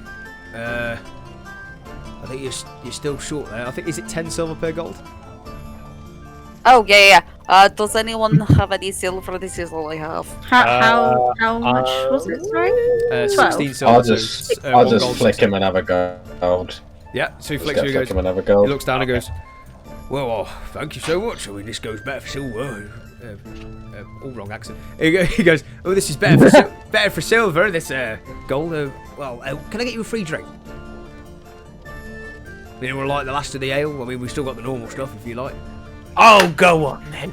Yeah. That guy knows how to drink. Right, one coming up for you. Anyone else? Why not? No, that's for you. That's 2. Anyone else? Wooba, are you hungry? You said you were thirsty back. Ruby's really hungry. Ruby's not had food. We need some food for our guide as well. For your guide? Oh, you mean that small one? Yeah, sure. What's he having? Whatever's on the menu. Right, I tell you what, we've only got leftovers left at this time, so I'll give it all out for you. How's that? That'll do. Thank you. Right, no problem. Right, okay then. He kind of like shouts at the back, and you can hear like, just get the leftovers from them. You can hear that kind of like coming around, and he kind of goes, right. How many ales? You say 3, 2? I believe it was 2. Right, no worries. It kind of like Yeah. grabs it and throws it in a bucket and kind of splooshes on the side, slaps it down. Alright, those are on the house. Just for you. Isn't that right? Thank you. You're welcome. Me and old Barty thank you for your patronage. I guess I'll take a big old glug of the ale. And you'll find your rooms and accommodation. He kind of like swoops the gold into a coin purse and kind of goes, you just go through the room which you saw right that there, and you go down the stairs. It's like a basement accommodation. You go down the cellar, and then you find yourself some rooms that are unlocked, and I'll pass you the keys. Okay, sounds good. Right. And he slides 2 keys over to you and goes, here you go. Anything else? I'll grab one of the keys and I'll give. I guess I'll grab the girl's been other. in the room, so I'll give like salvation since she's next to me. I'll Yep. give her the other key. Oh, okay. No. Oh, I'll hand it over to Oakland. Okay, cool. Yeah, you can do that. And Um, I would say from this point on, the night is yours until you want to go to bed. Yeah, whilst Scram Shack's in front of us, sorry. The bard, Lucen, Oh, yes. is he staying here as well? Oh, he normally stays over, yeah. I think he's got accommodation downstairs. Okay. Is he already in bed? I believe so. We stayed a few times. He's a light sleeper here. I see. I'm going to turn to Sentry, and I'm going to say, well, are you staying with the goblin tonight? If the room split is the same, then yes, I'll stay up with Woober. I will stay in the same room then, because not that I don't trust you, little guy, but I'd rather set an alarm round to make sure that we're not either infiltrated or you leave. I don't think he could leave. Wilbur doesn't like to leave. Good idea. Fine then. And I'll just turn away. And at that point, I would say the food does come out on a small platter. You can see the remains of some rabbit leg bones, like chicken legs, chicken wing drumsticks. You can see some meats and some grapes and some cheeses and things like that. And he goes, "I'll tell you what, that's what we got left. But you can give some to your little fella there." I'll hand the plate down to Woober. Okay, so you hand the plate down, and he kind of like, as soon as he goes, "Wilbur will enjoy this," and he kind of goes, and he's like eating like like how you eat corn, like that. He's like, and there's food flying everywhere, and he kind of like grabs it and rips it, and like throws things apart, and goes, Thank you for that. Ruber's really full now. Ruber likes his food. Thank you. Ruber better not escape. Get to your Ruber room. doesn't like to leave. I know, but I can't trust you. Ruber doesn't like people he doesn't know. He doesn't like. Ruber tries to make King happy. That's it. That's fair. We just need to take precautions. My pizza's here. Should we take a break here? and at that point, we shall take a break. Ollie, I'm gonna do it anyway. 1, 2, 3. There you go. The magic of magic, because Ollie's magic. You're a wizard. Ironically, I have no spells in game. Right. You're a wizard. So, you start. So you're in the Northlook Tavern and Inn. You've been given your keys. Woobers have a substantial meal, and a few of you have ales. The night is yours. What would you like to do? Drink me ale. Yep, you can drink ale. That's fine. You down it. It tastes like ale. Find a table and plonk down there and drink ale, I guess. There's actually a table pretty much in front of you right now, as most of the patrons have left. So some of the tables that were occupied are now not occupied. So you can go and sit down at them. Sure. There's a circular kind of like table just right in front of you with empty seats, and you take a seat there if you like. Yeah. Cool. So you have a bit of a mooch down. Where everyone's sitting down, I'm just gonna turn around to everyone and go, not to be boring or anything, but I'm gonna head to one of the rooms if you don't mind. Whoever wants to come with, feel free to do so. I'm just going to touch up on a few things. I will follow you up in a moment. Okay. I think it's good if we make sure as well. We haven't split up much since the marketplace, but especially whilst we're near any cities, we should make sure that we stick together. I agree. I don't want to get pickpocketed again. Wait, yeah, talking of pickpocket, everybody check your pockets. I check my pockets. Yeah, everyone can check pockets. Yeah. I guess. Everyone's I stuff is can gone. do it though, No, because you've got your stuff. Okay. Cool. I'm gonna give a little nod and I'm gonna take one of the keys, if you don't mind, Salvation. And I'm gonna head to whatever room the key. Yeah. will So fit in. basically, he's been shouting out this door, which leads on to the right hand side, which basically for the food. If you go through there, he pointed at a kind of like trap door almost that led down. That's where the cellar is. That's where you assume your rooms are. Cool. Yep. I'll head to a room. Yeah, so you walk in. It smells quite nice in here. So you walk in, you can smell the mead, but you can also smell the cooked foods from the back. You kind of open the trap door, and it goes like that. Kind of like slabs it open and kind of like stump down. It's like a small stairway, wooden stairway that gradually makes its way down. It's lit all the way down, so you can see it's not pitch black. That leads to a small hallway. You can see at the end. Is somebody with? Say again? Is somebody going with Willow? No. I'm gonna stay in the same room, but be going up later. I'll go down with Willow then. Okay, so you kind of make your way past and you walk past and through the door down the. Just said we need to make sure that we don't split up. Splits up. No! Yeah, Yeah, I'll go with. you can certainly go down the stairs. Yeah. Hey man, we're against a wizard person. No, you're not. Wizard. It's fine. I'm just gonna relax. Yeah. Drink Drink your ales. Anyone doing anything else? Not in particular. Nope. As soon as it's turn-in time, I would say that Jack will have to whoever wants to spend another hour in the bar area, I would like you to roll a wisdom check, please. Sure. So that's Salvation, Sayer, and Jackal, unless you've gone down.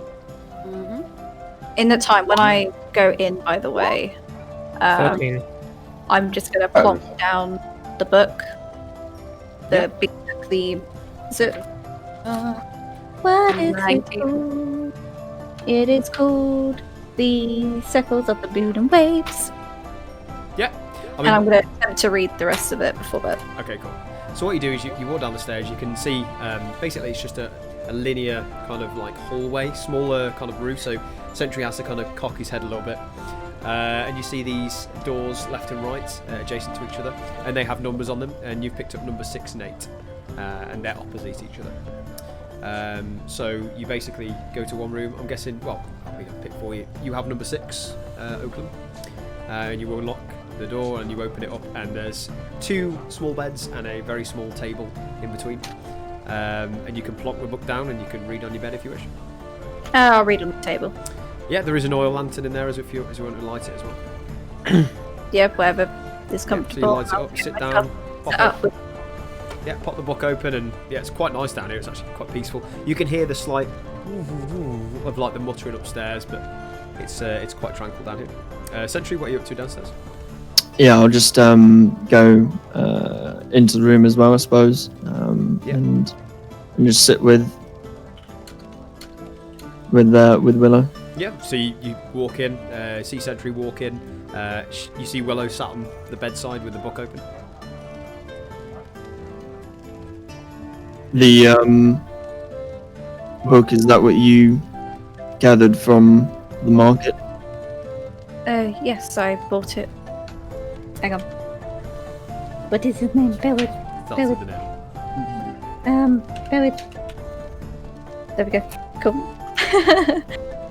Yes, I bought it from a man called Marvin. Quite a generous sod. Interesting book. I believe you mentioned it, didn't you? When you mentioned this book when we were fighting the shadow people. Does it have details on them? That's what I'm curious in. Yes, I do see relations. That's why I want to read more of it. Because it explains about experiments on beings, races of all sorts. So I'm wondering if it has gone down that route, because I've read a lot and I don't know everything yet, hopefully. But nothing I've ever seen. They aren't any race that I'm familiar with. So the fact that I have this book about experiments, it makes sense, right? I suppose so. Oh, I'm not there, am I? You just teleport. You just hear Salvation's voice in your head going, I help. Just muffled, yeah, I suppose so. Fuck, she's sneaky. I She's already in the bed, tucked up like cut there.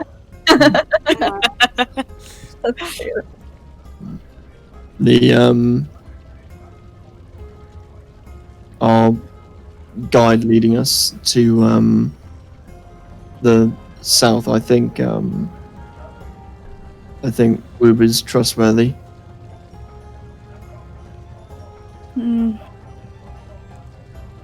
I guess so, but you know, I don't see a reason in why we need to cause any more hassle than we already have with these goblins. We don't want anything bad on the tail with the goblins or the mistress herself. I say we stick to whatever plan you guys agreed to. Adrian, when things were different, Adrian would occasionally have issues with some of the old goblin tribes. What happened to you? You're on about You this. cut out. What happened to you, by the way, Sentry? You go on about this Adrian and that you woke up. You never really have spoken about it except fixing the statue of him.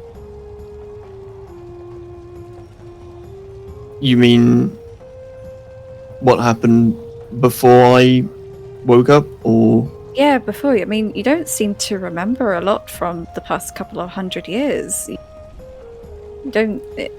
Not in a blunt way, but you don't seem to be very caught up with the times. When Adrian was no more, I watched over his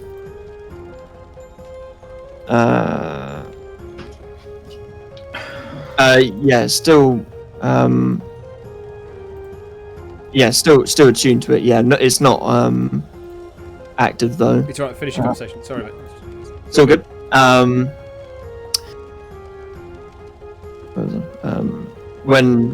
When he passed, I watched over the statue, and the times were different. 10 Towns was a collect group. Each of the town speakers would have spoken to each other, so there was nothing more for me to do at that time. I'm not sure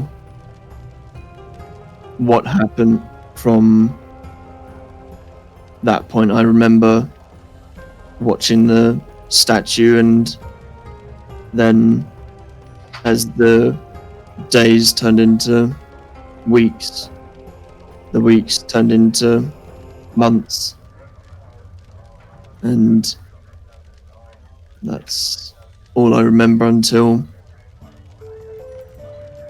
awaking. I don't sleep, but awaking into this other landscape. This isn't my 10 Towns. A lot has changed. Probably not in the way that you'd like. But you can probably tell it's not as graceful as it once was. I mean, I don't really know much about 10 Towns. I never grew up here. I grew up elsewhere, where the weather was also very nice in a way. So I don't really know what it was like back then, but the whole world has changed. So if you need any of us to guide you through the new life that you've walked into, feel free to just ask, because some things nowadays that you may follow in the past or what you know won't be in effect as it is now. So, for example, some things that you used to do in the past, they won't accept now. And that's nothing against you, that's just the way the world is. And it is broken. Well, the Goblin tribe, if they help 10 Towns, then we need to ensure that we get Woober back and fix One Piece to help the rest of 10 Towns as much as we can. I do agree. Take it as a pinch of salt. Sandra just looks confused. You take it. Don't worry. He stands there. I will awkwardly cross my knees up, back against the wall, and I'll get the book out on my crossed legs, and I'm going to attempt, before people come down, to read what I can of the rest of the book. Please? Yeah, sure. You can do that, no problem. Yeah. And I'll do that for the rest of my time. Cool. So you guys finish your conversation. Meanwhile, the rest of you are just sitting and drinking. Jackal, what are you up to in particular? Jackal is just chilling. He's not drinking. He's just chilling with Saya, and I assume Salvation's down here as well. So she's going to be looking around, keeping an eye out until it's time to head to bed. Yeah, so I would say Saya and Jackal. Jackal. I was trying to say Salvation Jackal. Saya and Jackal, you guys just kind of keep an ear out, looking around. Say you're just down in this drink, and it's quite nice, you know, just taking in the rest of the atmosphere. People are starting to leave, and Salvation, you kind of keep a more of a keen ear out. I would say Jackal, you hear remnants of this, but Salvation, what you hear is from a table behind you. There are two dwarves. Kind of close talking into each other with a candle in the middle, and they're kind of like hush talking, and you kind of really focus in, and you hear one of the dwarves kind of go, right, that's what you think, isn't it? It's one of them. And the other one replies, both of them have got very long ginger hair, they look almost like twins. One's got a plaited beard, the other one's quite messy. He goes, I keep telling everyone the everlasting rhyme isn't the Frostmaiden doing. It's actually the Arcane Brotherhood plotting another takeover of 10 towns. It's a wizard who burned at the stake at East Haven admitted to being one of them. He said there are other Arcane Brotherhood wizards lurking around us. Vaelish Grant is behind it all, no doubt. The scoundrel is locked away in Revel's End. But it doesn't make him any less dangerous. Someone should find out what he knows. And you hear the reply of the other one going, aye. That's a lot of conspiracies there. But let's keep it hush, aye? And they kind of go back to their drinks. What was the name of the place you said he was locked up? Revel's End. Revel's End. Revel's End. Don't know where I got that. He said a wizard was burnt in East Haven. East Haven. Yeah. Yeah.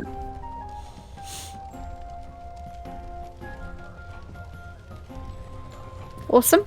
This information is only known to Salvation, but I Jackal, know. you've heard parts of this. Sorry, can you say where he is again? My brain is refusing to focus today. Yeah, sorry, what do you need to know? Where he is, can you say it one more time? Where... I got all my notes in the wrong order, and I got myself confused where he's locked up. Okay, he's locked up in Revel's End. Revel's End, right. I don't know why, I just couldn't remember that. That's fine. Okay, that was a lot of information all at once. Yeah. You hit a pretty hefty... a pretty hefty one. The responsibility.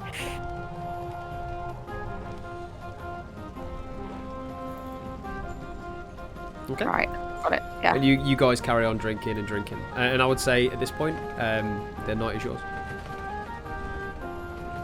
I suppose once I finish my ale, I'll head to the room. My room. Yep. So you slam your beer down, kind of like give it a bit of a stretch, and walk away and go back to the wards where Sentry and Oakland went. Yep. Rest of you did so. Can I have a look around the room before going down? Can I have a scan of the room and see if I noticed anyone looking shady, out of place, strange robes, strange symbols? Yeah, absolutely. Make a perception check. 14? Take a glance around and just see the odd. You would assume local alcoholics, just having a dance and having a slow meander and just winding down for the night. satisfied that everything looks fine, then I'll head down. Yep, you kind of just push your chair in and walk away. Jackal, are you walking too? I was going to say, might I do the same as I also said? I'm not going to drink. I'm just going to keep an eye out, look around. Yeah, I mean, your passive is 19 anyway. kinda I mean, like- roll of perception anyway. 28. Wow, Ooh. nice. Wow! Holy shit! With a 28. Ooh, okay. God's sake. That's a good roll. Hurting How the the DM here. hell? I got +9 now. Wow, jeez. That's nuts. That's cool. Okay. So think, what would you see? Everything. You would. You see that little mouse in the corner? He's doing something very naughty. You'd see most things. With a 28, pretty high roll. Looking around, again, even with that high roll, there is no one adorning any sort of dodgy or weird kind of like capes or wearing pointy wizard hats. There's no obvious Arcane Brotherhood or any remnants of what you would know as the Zentarum. You kind of do look around, and it's interesting because where you're sat is kind of on a circle table, and then you look to your right, and you can see, very strangely, there is some engravings on the table next to you, like carved in, like someone's. You know how people like draw on tables when they were a kid, that someone's carved something in on the table. Sorry. Okay, well, as there's nothing else that catches my attention, we'll have a look at that.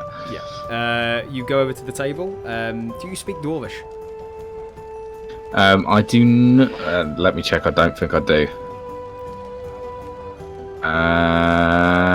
Negative, but a useful thing for you to know, just in case, because it is a brand new thing, is that I now know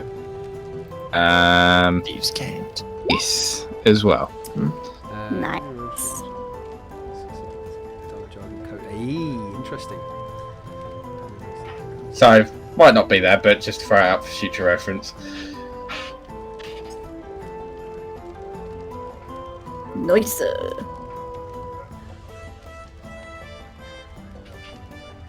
Okay, very interesting. I would say because of that, the Thieves' Camp. It is in Dwarvish, but you do recognise they're not words; they're times.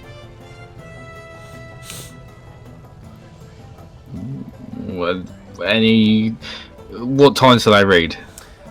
So, yeah, they don't say like clock times. They just say midday, noon, things like that.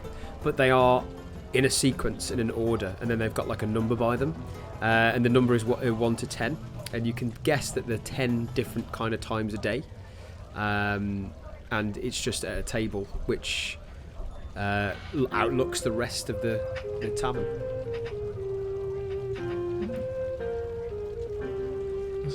So it's like one says midday, sunrise. The other one says just after lunch, things like that. It's like certain points of the day. Right. Okay. Okay, that's fine. Jackal will sit for a moment of thought, and then as soon as he sees Salvation starting to retire, then he will as well. Okay, so you take Athena, walk back, look at this strange kind of like markings on the table, and you look around. I would say with a perception of 28, you go past Scramshack's, and you do recognise Scramshack's keeps looking back at Old Blighty as well. The fish, the knucklehead trout on the wall. Very periodically, so he just keeps going.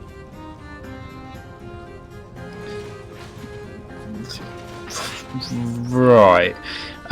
Do I get any kind of bad vibes off of him, or No, it's almost like, you know, when someone's got something on the wall where it's like a prized bit of art and like keeping an eye on it like all the time, kind of thing. That kind of feeling. oh right, that kind of look. Yeah, okay, I'm with you. Shame if somebody was to nick it. No. It would be a shame. Yeah, we will give him a nod and head to bed.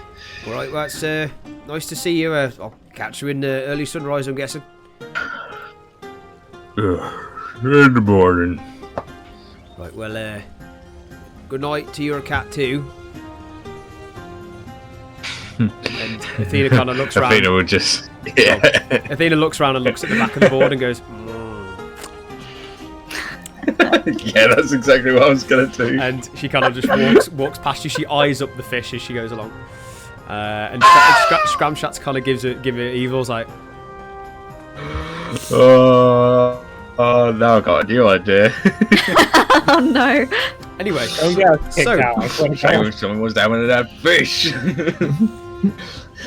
You, is everyone tucked in for the night? Is everyone doing anything else to the new day, or is it? How much I of the slept book in the did I boat. read? You managed to, I would say, it depends how long you want to stay up for. How many hours do you want to stay up for? So it's 10:30. It's probably about 11 o'clock by the time you settle down.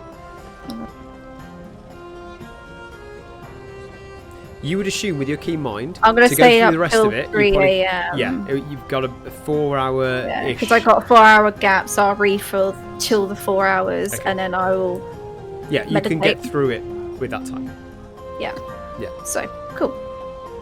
And these kind of pages, as you've been flicking through, they're not like tiny, small typeface where you have to keep flicking through the page. Some of them have big pictures on, some of them have sketches on, some of them have, and it's almost like you're flicking through and reading it as you go along. So just so you know, obviously it is a thick tome, but you are flicking through them, no problem. And you can manage to finish it through the night. Yeah. Cool. So everyone is starting to settle down, I would say. Yeah. I'm gonna go into. I suppose Woober is in the gents room. Who, sorry? Woober. Woober just followed Jackal down. It's just hanging behind Athena as he kind of waddles through, and you can hear his voice going, Where's Woober staying? He say that to me. yeah, sorry. you could just hear him behind Athena. Wilbur, I don't know. I think Sentry is taking over your watch now. You stick closely to me, or I'll feed you to the cat. We're gonna go see Sentry and see what he plans to do with you for the night. Oh, Woober's happy with Big Metal Person? Yes. Well, good. Remember, no misbehaving, or you're in the cat's mouth. No, Woober does not like cat.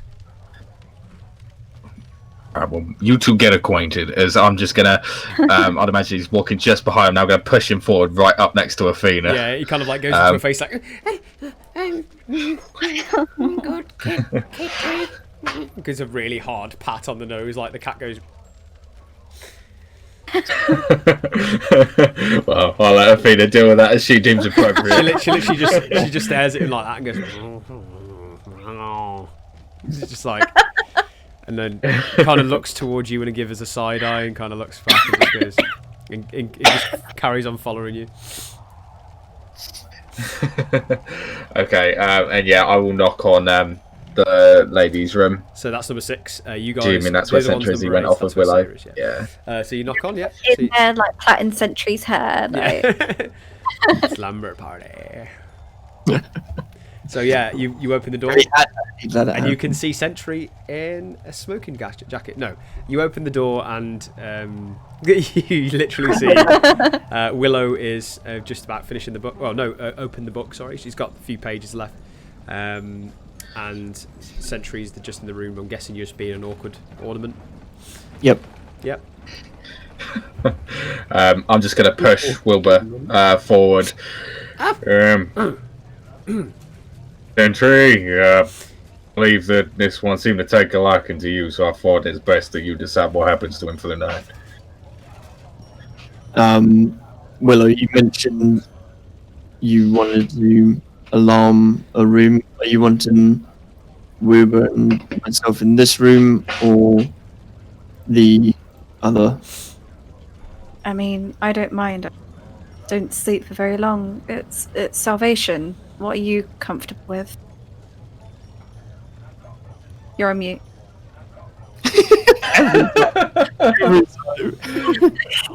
Thank you. As long as I have bed, I don't mind. It's up to you, Sentry. You're cool. I'm gonna be reading for the next 4 hours. So I saw that there's only 2 beds in here. There is, yeah. We will go into the other room and find you a bed, Woober. I'd like to ask you a bit about your drivers. I'll stand up and make way out as well. Okay. Woober kind of looks and goes, Uber has some information. I'll go and situate in the other room and I suppose tell him to make yourself comfortable, Woober. You're our guide for this. Oh, don't mind if Uber does. and what you see, Sarah, by the way, there's 4 single beds in this room, basically adjacent to each other, and you've just taken one of them, and there's 2 tables almost. And he kind of plonks his bum on the end of the bed and kind of like holds onto one of the bedposts. The Dangling his feet like that. the tribe that you come from, does your tribe have a name, or is it under your king's name? No, just King's name. What? We don't have tribe name. And that's Yarbnock. Yavnok. They're mighty and all powerful. Is there anything you can tell us about the Yarbnock's traditions or your general area? Yarbnock tries to keep feeding goblins. Yarbnock has had not much luck with food. Yarbnock has had fortification for over 5 years, and much before Frozen.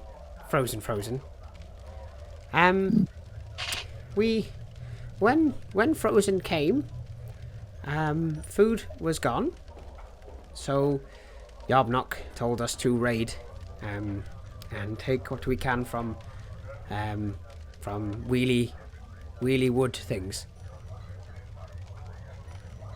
Wheelie wood things? Oh, Yes. Wheelie wood things, the carts.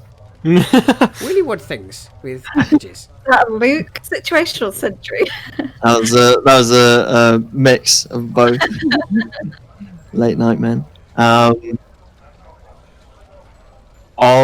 the goblins, is Yarbnock and yourself and other goblins, are you good for hunting in the lands usually, or fishing, or mining, or Carcarock is up mountain. No fishing, no trees, just rocks and some goats. Lots of goats.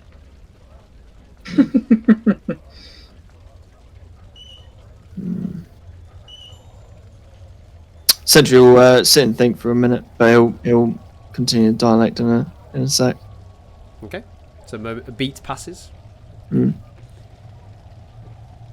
The peace treaty, Wooba, I don't know if you know more on it, but if you raid the wooden wheelie carts and need them for your food, how will you get food after the peace treaty?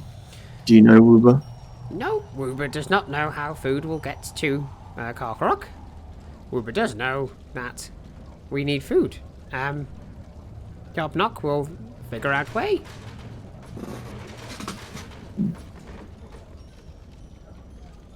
What are you to do after you're done here delivering us?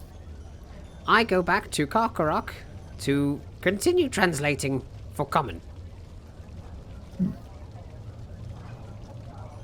Well, Woober, thank you for the information. You may rest now. I don't sleep, so I'll stand over here. And I'll just go into the corner and, as per usual, ornament up and just... Okay. lampshade Fuck, on. you describe him as an ornament is so fucking funny to me. I mean, literally, if people walk into a room though, they'd think like, it's just You're an an, ornament. an arm stand or something, Yeah, or a statue. Until I beat the shit out of them for breaking into the room. You should totally do that as like a tactic, just like stand in the corner That of the legitimately is in here. Somebody comes into the room, I beat the shit out of them. Woober kind of like, as soon as you say relax, he goes, arms in the air and just falls back. Cool. Yeah, and I'll just keep an eye on what everyone's doing, make sure everyone's as in Sarah and Jackal are comfortable in the beds. If the sheets fall off of either of them, then as Sentry usually does, he'll pull the sheet back over. You're going to tuck us in, Daddy. Wow. Okay. So, Sentry, are you in the room now? Sorry, Jackal, are you in one of the beds? If Sentry's gonna tuck me in, then fuck yeah. So, Jackal, you find yourself in the bed, and Athena has actually taken the spare bed and just curled up in that. As you can see, she Nice. takes a life of luxury. She kind of just pommels the bed for a bit, like does the thingy. Pummel the bed, and she kind of like curls up and falls asleep. And we all find ourselves Beautiful. eventually, when Willow has finished the tome, you've slapped the tome down and feel accomplished with yourself that you have finished the whole of the tome, and sleep comes to you all. I also alarmed the room, by the way. And you've alarmed the room. That's fine. Not to me. You all find sleep, Not to me. and some dreams, except for Sentry, and some dreams are more potent than others. Some are more vivid than others. But Saya, you Hello. find yourself in a almost mid-sleep. In terms of you're sleeping, but you're struggling a little bit. Right. And dreams pass, and you have almost visions and flashbacks of orcs and fire.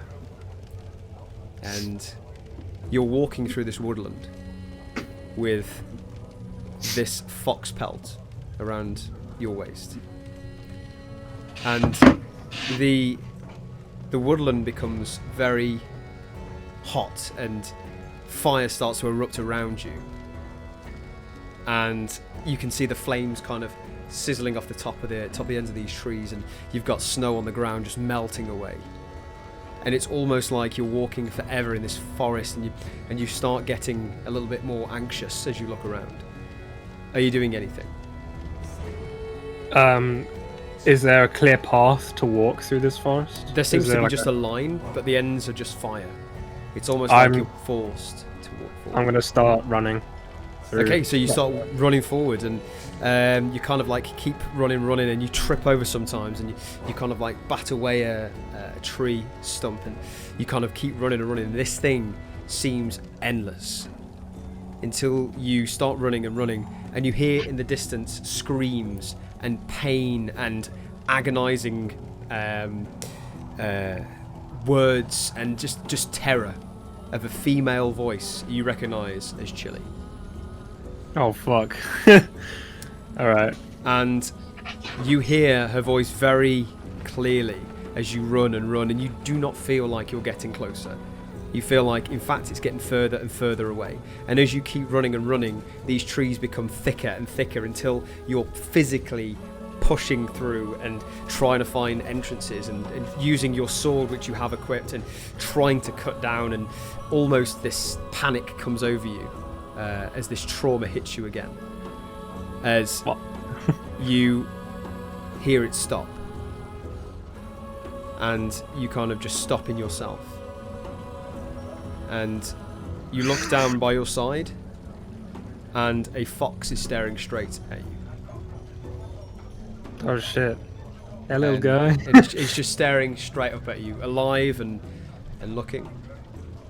I kneel down in front of him. Okay, you kneel down. And And it kind of follows I like- your gaze.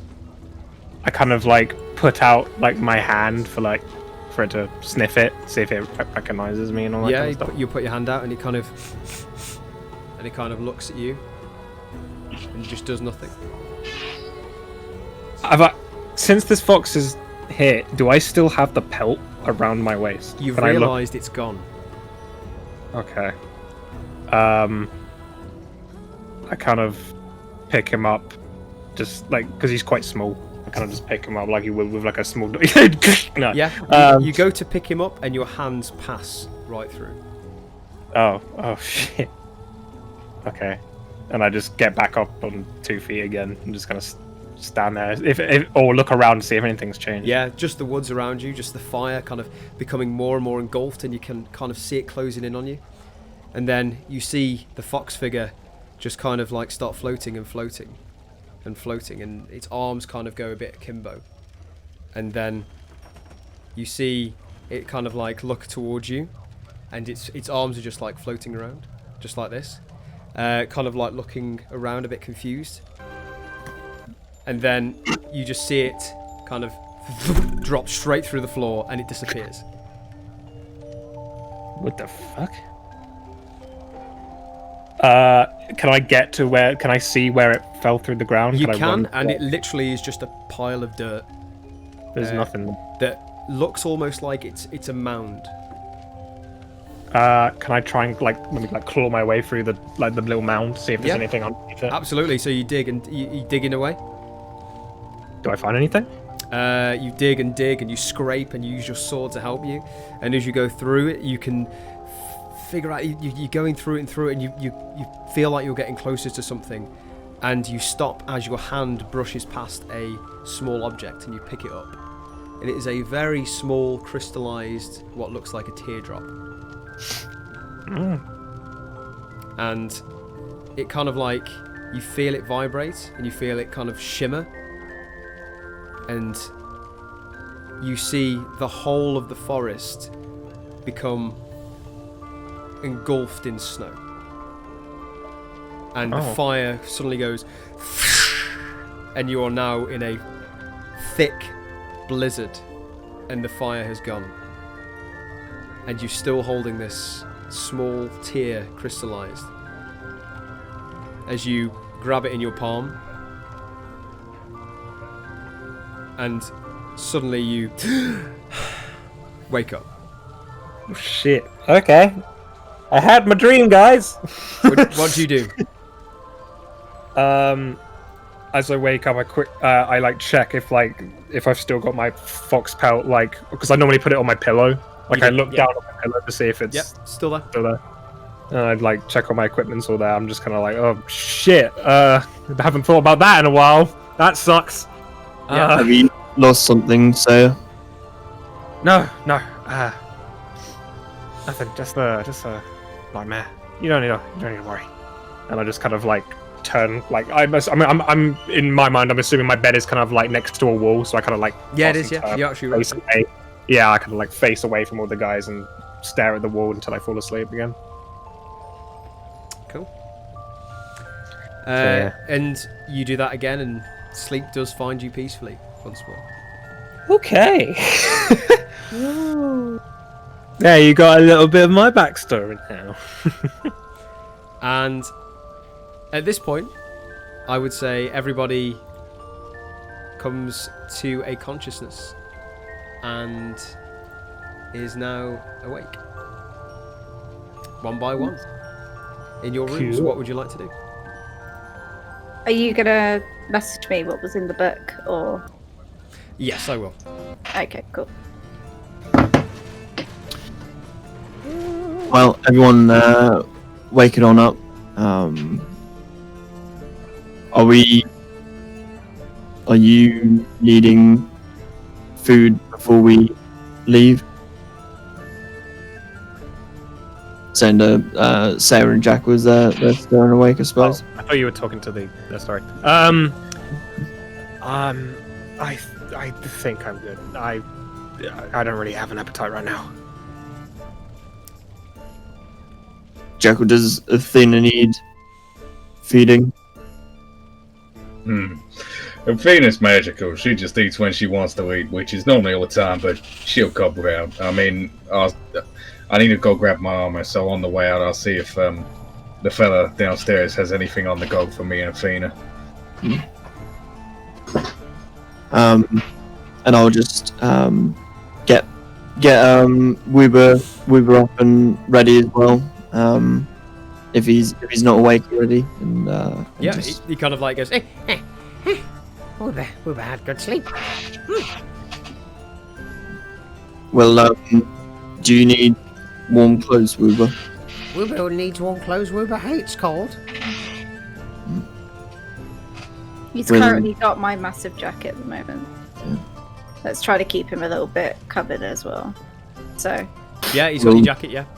We'll need to get Weber some snow clothes, so that way he can get us to the spine of the world.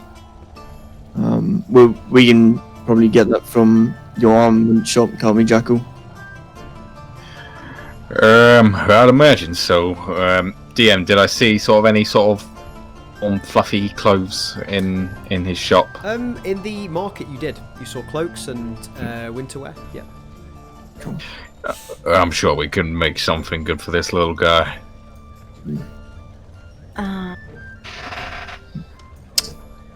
just out of curiosity, obviously you can tell me what's in the book after or later on. Yes. You can listen to me, but how does Willow feel after reading it? Very similar to the last time you read it in terms of the first part, but I would say, not going into too much detail, I mean, what you do get a vibe for, it goes to a very dark place, and towards the end of the tome, and I will tell you this, towards the end of the tome, the language starts to change. This was only the last page. Do you speak Infernal? Whoa. I surprisingly don't. Okay. Oh, yeah, there's a reason for that. No, I don't, but I do have comprehend language, so I would have most probably done that. Yeah, that would be the case. So you'd have taken 10 minutes to cast that spell at that point. So towards the end of the tome, it goes towards human modifications and transformations, and more so into the changing of lifespan, and the fact that you can use certain potions and certain spells to alter the life force within you.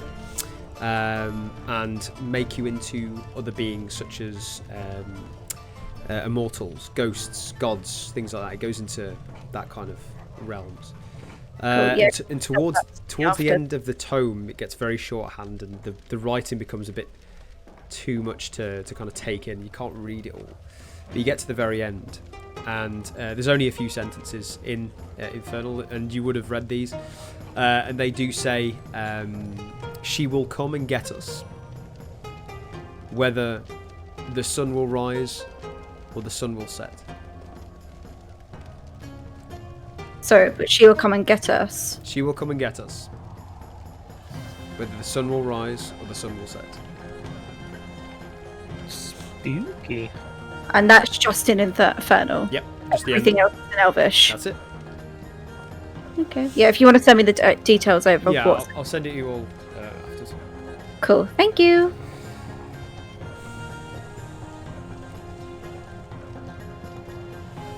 Banging. Then we'll just get ready then. Yeah, I'm gonna put on my winter clothes and go down to the tavern and see if the bard we talked to is there. Okay, yeah, you can start walking up. It's funny enough because Scramshax is still there as you walk up. I walk over to him and kind of sit down next to him. Yeah, he's the bar's pretty much empty. The whole of the tavern's got a kind of very chill vibe to it. People are just the odd patrons tucking into the breakfast. You can see Lucien in the corner, tucking into a soup of some sort, and you sit down by Scramshax. Yeah. And I ask him, so, how did you sleep tonight then? Well, I don't get much sleep usually. A few hours will do me. Used to that. What about yourself? Find it comfortable? It could be better, but I'm more referring to. You said you had headaches before. Who are you talking to? The bard who said he had the. Oh, Is sorry, that you're not talking him? to the bard. Sorry, I thought you were talking to Scrumtrax. No, I'm talking to the bard. Okay, the bard. Sorry. Let's rewind. Yeah. You sit, Yeah. you sit down. I was saying, like, what do you mean you Sorry, don't know that's about fine. that? So you sit down by Lucin, and Yeah. kind of. Oh yeah, that loose. I got. That's why I didn't. I got those two He's names. tucking in. He's like this. You can see kind of like a few bags under his eyes. Yeah. Okay, there we go. I ask him the same question. And he goes, How did you sleep last night? Well, as good as most nights, I suppose. It's a few hours, wake up at midnight, same as always. How about yourself? It could have been better. I was more referring to your head. You said before that you had a headache. They still coming. Keep coming, they keep going. You're still having them. Aye. That's weird. My theory was if we took this piece of paper away, it may have let them down, but I guess not. Who knows, probably there's a few days in it where it starts to have less effect. I don't know. That's true. You had any breakfast or anything yet? I can buy you something if you would like. Ah, no, it's alright. I've got plenty from my earnings from my keep. I mean, I should be offering you something for your services, to be honest with you. No, it's fine. I don't really have an appetite this morning. You don't have an appetite? Aye. Well, what's Yeah, troubling you?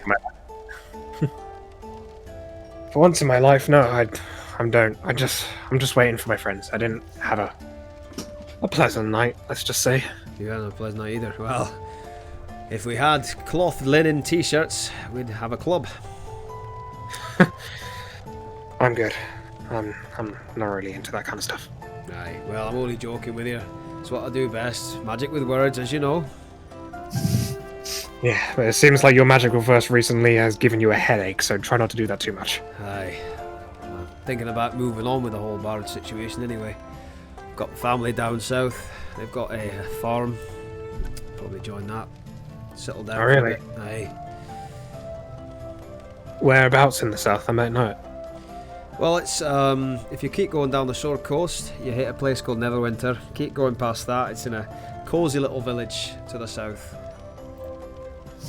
I will get the name. Yeah, bear with me. Okay. I might actually know it.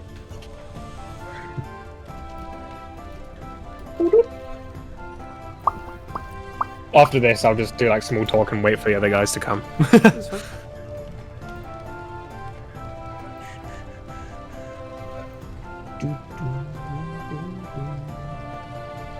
Ooh, excuse me. You're excused. I just my notes because the reason that I got confused is I actually had those two characters' names mixed up. Oh, yeah. That's fine. That's why I'm like, wait a minute, but my notes say that. Glad it wasn't me. Okay. There we go. That's where. Change that.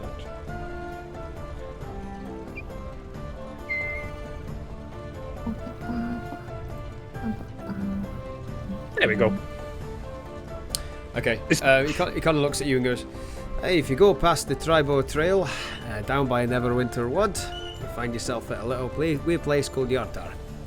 That's where I grew up. That's where my farm is. I see. Well, I heard that business goes better than barding for you. Aye, well, it's a long journey. It's definitely a few weeks' travel, but I mean, I'm not going to give this up anytime soon. I mean, the money's good. Women are even better, if you know what I mean. Fair enough. Just try and stay loyal to your family, mate. Well, we'll see about that. Yeah, maybe when these headaches go, we'll probably have a clearer head, eh? That's true. And I'll just wait for the other guys to come down. "Yep." And no time at all. I'm guessing you all come up one by one. Yeah. Yeah. You all emerge, and Scramshax gives you the welcome. He goes, Yeah. and he kind of like waves you all as you come past, and he goes, "You all sleep well?" Not bad. Yeah, I mean, did you enjoy your stay? I'm not going to ask for a review or anything. I don't mind. It was comfortable. That's good. I'm glad. Well, if you want to stay here again, just remember what I told your friend over there. You don't have to pay me up front. Usually, you just can give me a tab, but I'll do you good rates. All right? Just in case. Thank you. All right. Well, I'm guessing you guys are going to be off today. Where are you going? Just for a small trip somewhere. Nothing really, because it's not like you can go anywhere nice nowadays. Well, So there's plenty of places nice around here where you are. I mean, you've got some of the lovely glaciers up north. Or I hear about them, but they're far off a week's journey. But you can go down the road here, and you can start reaching some of the mountainscapes, and they're pretty nice. oh well, might give them a try. Thank you. You're welcome. No problem. Right, I'll be seeing you. And he kind of like goes to a patron down the corner and goes, what can I get you for? Walks off. I'll just get myself ready, not really doing a lot, and then head out when everyone else is ready. Yeah, I'll stand up and say goodbye. To He waves you by. Right, safe travels. Just let me see if you see it again. Just I'll keep you up to the know about my headaches. How's that? Yeah, good to know. I'll hope we meet again. Bye bye. He kind of goes back to his soup. Cool. And I join the rest. Yep. And you will find yourself, and you see your little goblin compadre come up to you and just stay by sentry. So he kind of looks up at you with his beady eyes. We should head to the market and start making our way out quickly. We just need to grab Jackal's armor and some warm clothes. Warm clothes seem good. I got any warm clothes. You can have your dress back. Hand you Thank- the cloak. This voice, I fucking love it so much. It's so good. Yeah.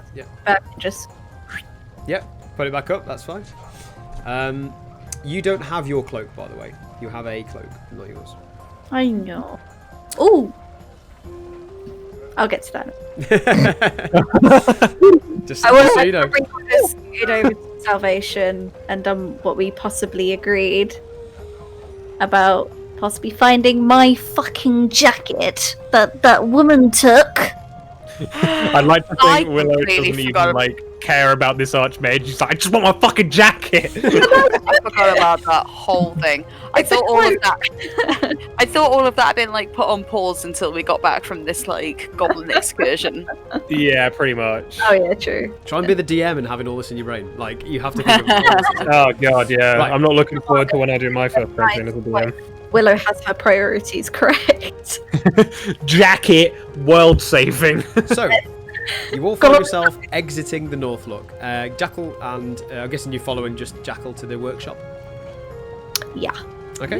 Doesn't take you long to get there. The familiar road down, and you walk out. And as you walk out, the streets are still kind of busy as they normally are. But I mean, Jackal, you'd see this immediately. The faces on everyone is a lot more.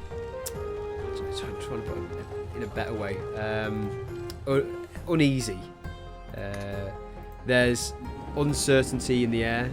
There's definitely still the talks of monsters and creatures and earthquakes and all sorts of weird stuff as you're passing through, and you make your way to the crazy can't multitask. Right. Yeah, you find your way to the Black Iron Blades workshop, and you can see it coming up, and you start walking up, and you've seen where you've placed your armor in, and you can hear the tinging from the distance. You can hear the ting, ting, ting, like that, and you see the front door. Would you like to knock on?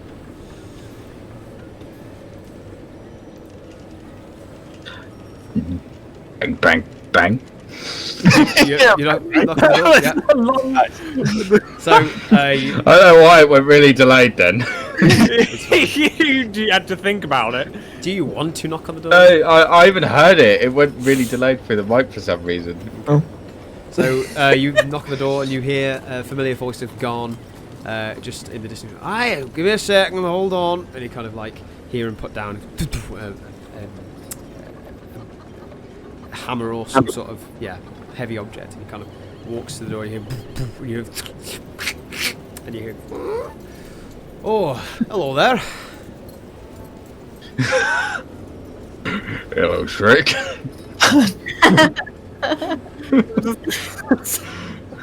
That's not my name, but hello there. Apologies. How are you doing today?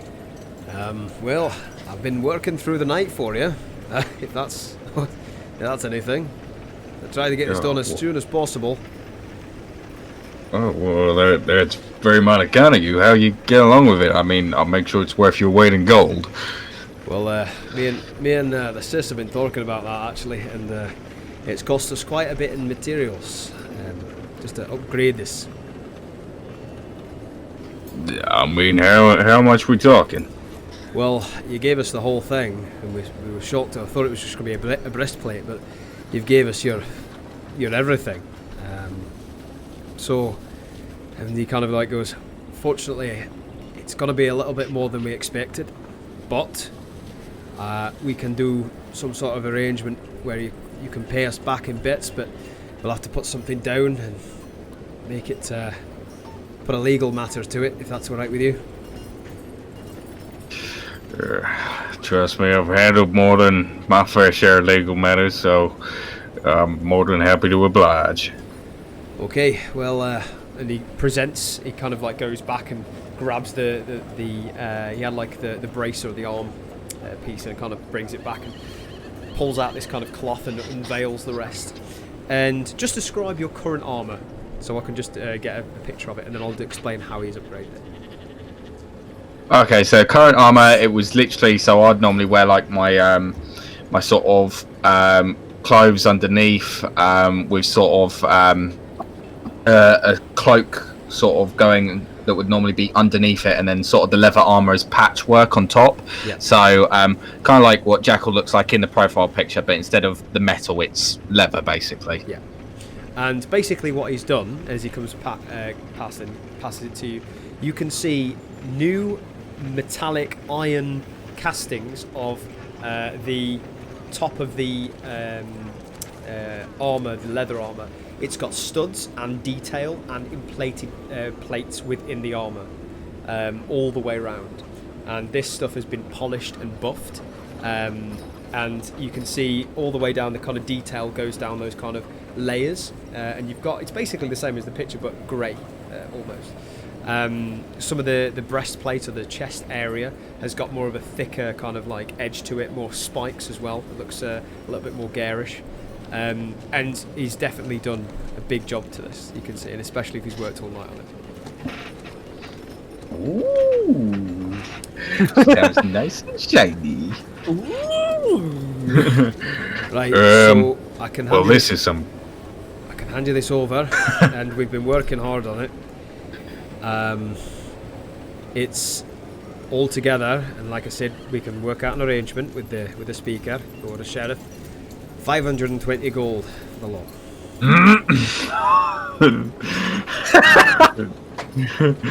Jesus! I need some milk.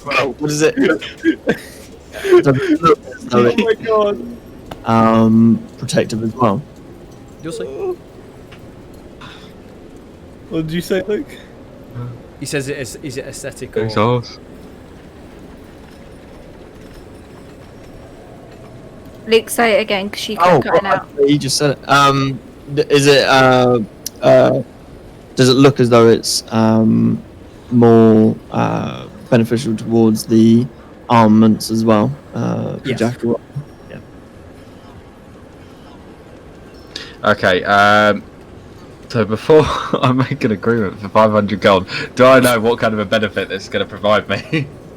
You think it might improve your AC? You can definitely see it's going to improve your AC. Okay, cool. How we talk. It's not going to disadvantage anything else, is it? No, because it's added to your original. Cool. Yeah, cool. Well, I'm more than happy to oblige by a legal contract if you set it out by going through the lovely lady speaker, then I'm more than happy to do that. If you've got a different way of doing it, as long as there's some kind of formal procedure, I'm happy to oblige.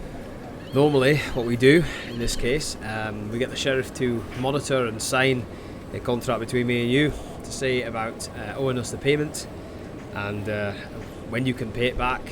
And if it's not made within a certain time or we don't see you again, unfortunately there can be some severe consequences. Just letting you know. Oh, that's absolutely fine. I just need to know Jackal, the time show period to them pay it back, and the parchments that might also help in your matter of continuing the arrangement. you know what? That's a mighty good point, Sentry. Well, as my colleague here said, we do have a current arrangement with the sheriff and the town speaker, and we're just about to head out to go do a task for them, to go settle peace with some trouble down south. So, if this helps in any way, I don't know if it will or if it won't, but he grabs it and kind of like reads it and goes, "Oh, is that right?" And he kind of like looks it up and down, sees the signed, sealed signature of the speaker and the sheriff, and kind of looks at it and goes, "Oh, this changes everything then. It seems that you're under the due care of the lady. Right. So in this case, what we do is, because you're an asset to Bryn Shander, we still make it an IOU, but it's less formal. I'll tell you what, I'll go and speak to the sheriff and sort out the workings between this, and you can pretty much go ASAP. Dang. oh well, that's mighty generous of you. Thank you so much. I mean, I've got gold on me now. If it helps pay towards it a bit. No. If you're in service of Lady Shane, I'll sort it out for you, and then we'll work out a repayment. But we'll see what I can do. Wow. Well, that is very generous of you. Thank you so much. Oh, thank you for helping this town. Needs your help more than anything these days. Saying that as well, do you have any warm clothes? Sorry, Jackal. Oh, aye. I'll tell you what, we've got course. some spares on the back. What would you need it for? Only Woober here. As I'll point Kind of towards. the little one. Oh, right. The halfling. Let me go get something halfling says. He kind of goes out the back. He kind of goes, oh, and you hear him in the distance, kind of like shuffling. He knows not halfling. He thinks he is because he's covered it. Right, gotcha. Cool. Kind of like Alright. goes in, Okay, and wait, what? Shuffles in, you kind of like hear a squeak, and he goes, this should fit. And he goes, there you go.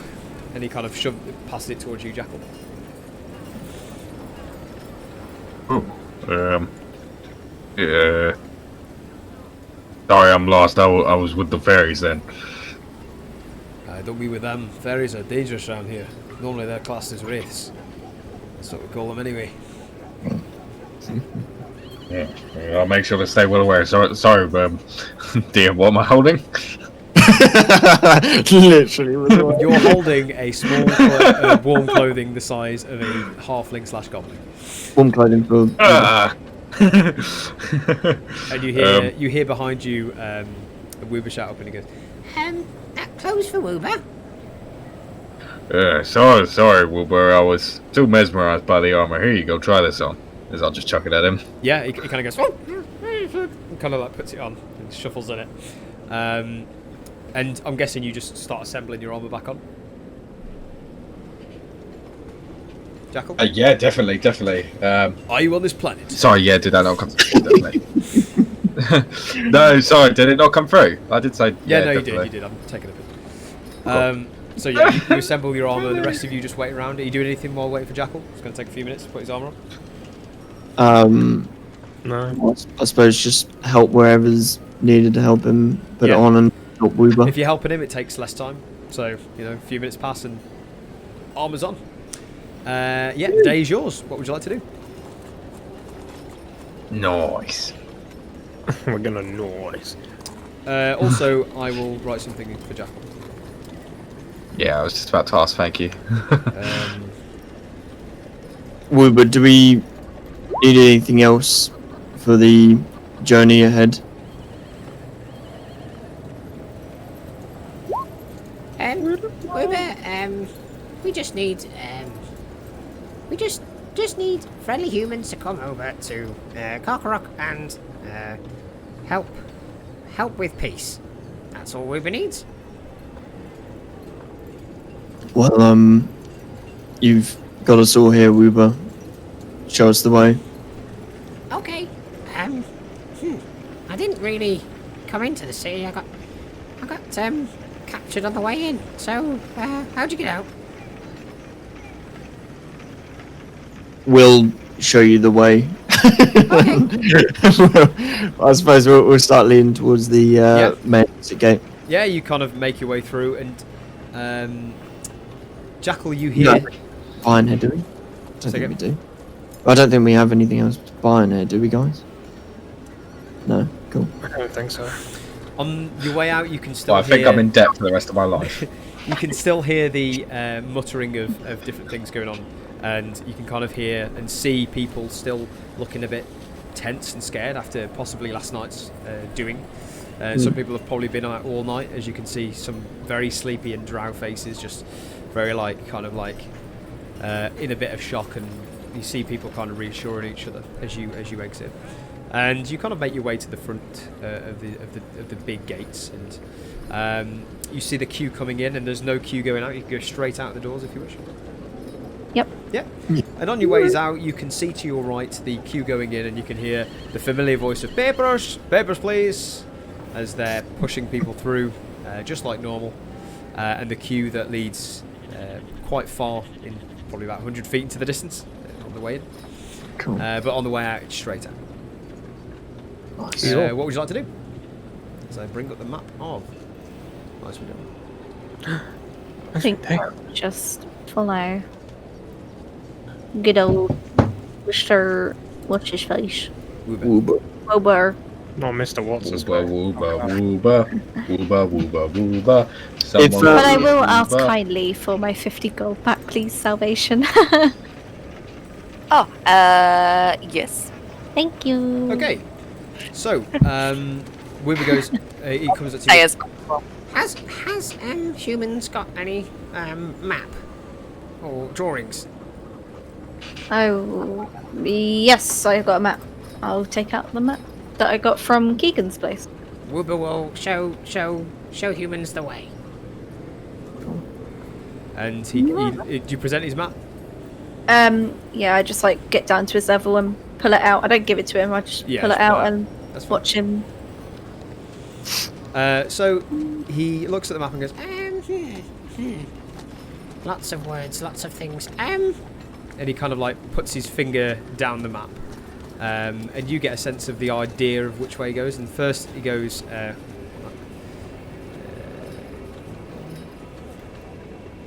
Choose my selection. First he puts it down. He goes. So it's a few moons travel. Probably 3 at the latest, and the safest route is this way. And he kind of like looks up and down the map and puts his finger down, and you see a line being drawn just down here. Cool.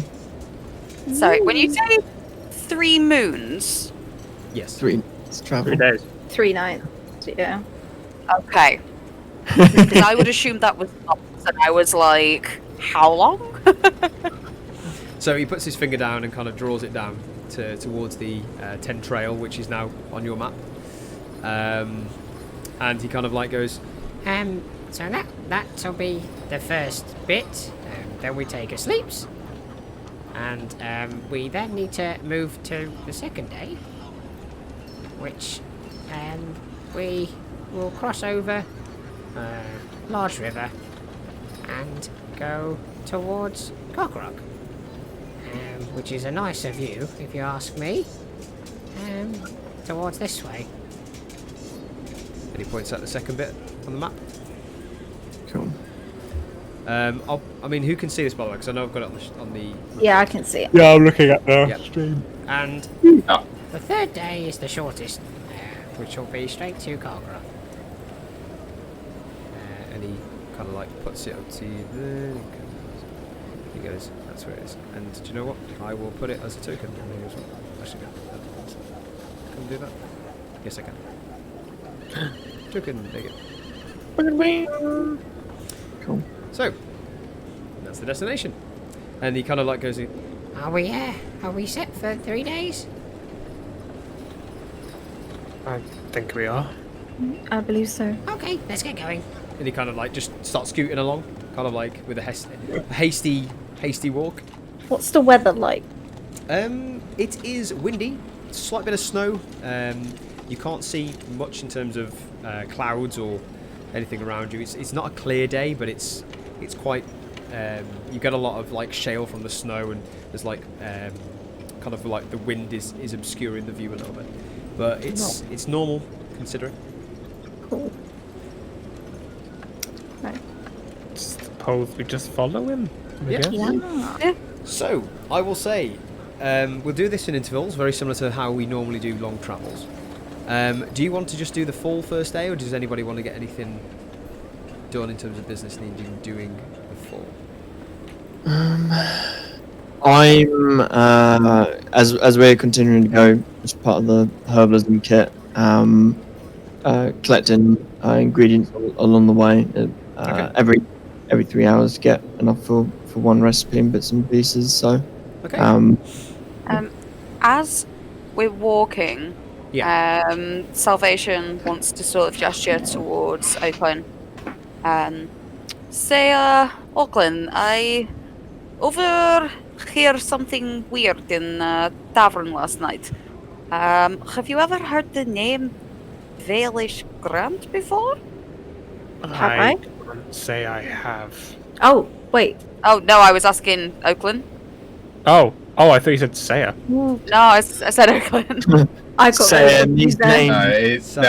It's because you said Saya Oakland, so it did sound like Saya. I was like, say, Yeah, yeah, no, I got it. It did sound like Saya.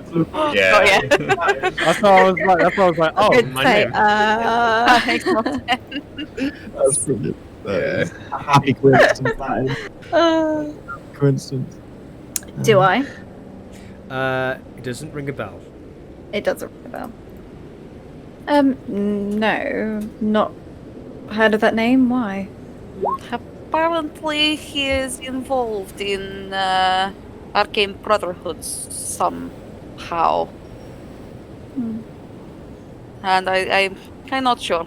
They were saying that a wizard, I think there was a wizard burnt at the stake in somewhere called Easthaven. Then something to do with this village grant guy being locked up in somewhere called, I think it was Revel's End. Do you know where that is? DM. Obviously, I can Make a history check. Haven is because of the map. But anything Which else? part are you looking for? Revel's End. Rebels End. Make a history check. Revel's End, and also if I've heard of a wizard burnt in East Haven. Okay. Since been in 10 Towns for a while. Yes. History. That is a natural 20. Natural making 20. a 27. Flipping heck. You guys. Might as well just give you the DM guide right now. So, yeah, with a natural 20, you have heard. The first thing is the location. Wait a minute! I've lost my pen. It's gone missing. He's I've got- probably put And it on in the map. fact, with a nat 20, I am going to put it on the I've map. got new pen. It's fine. Yeah, I will definitely put it on the map for you. Hold on. You have to drop us on the map, Fraser. I'm going to do that now. While Hang you're on. speaking. Thank you. Haha. So,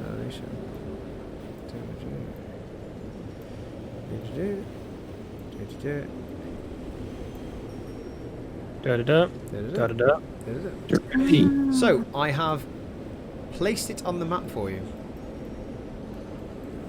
I see. East Haven. Rebels and Where's the other one? far north. Oh. Far north by the sea. Chapter Or 2. glaciers by the looks of it. And yes, metadata, you are on chapter 2. Okay, so I know exactly where that is.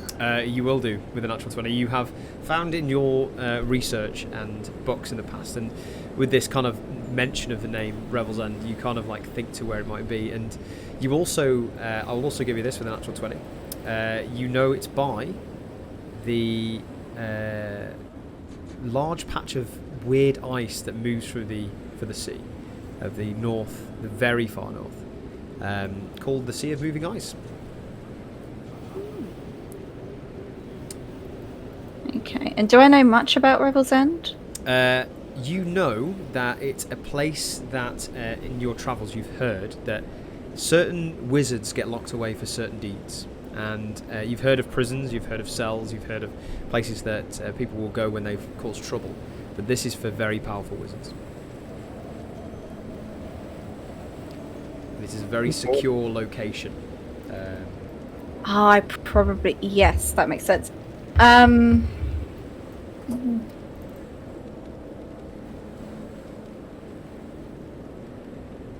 Quick question. Is this where a certain someone would have been locked away for a very long time? From what you get a feeling of? Yeah. Oh my god. Okay. I had something else I was going to ask as well. Is there the name Valesh Grant? You said I've not heard of it, but did I see it in the book? No, you didn't. Okay, that's fine. Yeah, I'll relay that back, except... Yeah, I'll relay most of that back. Okay, you do.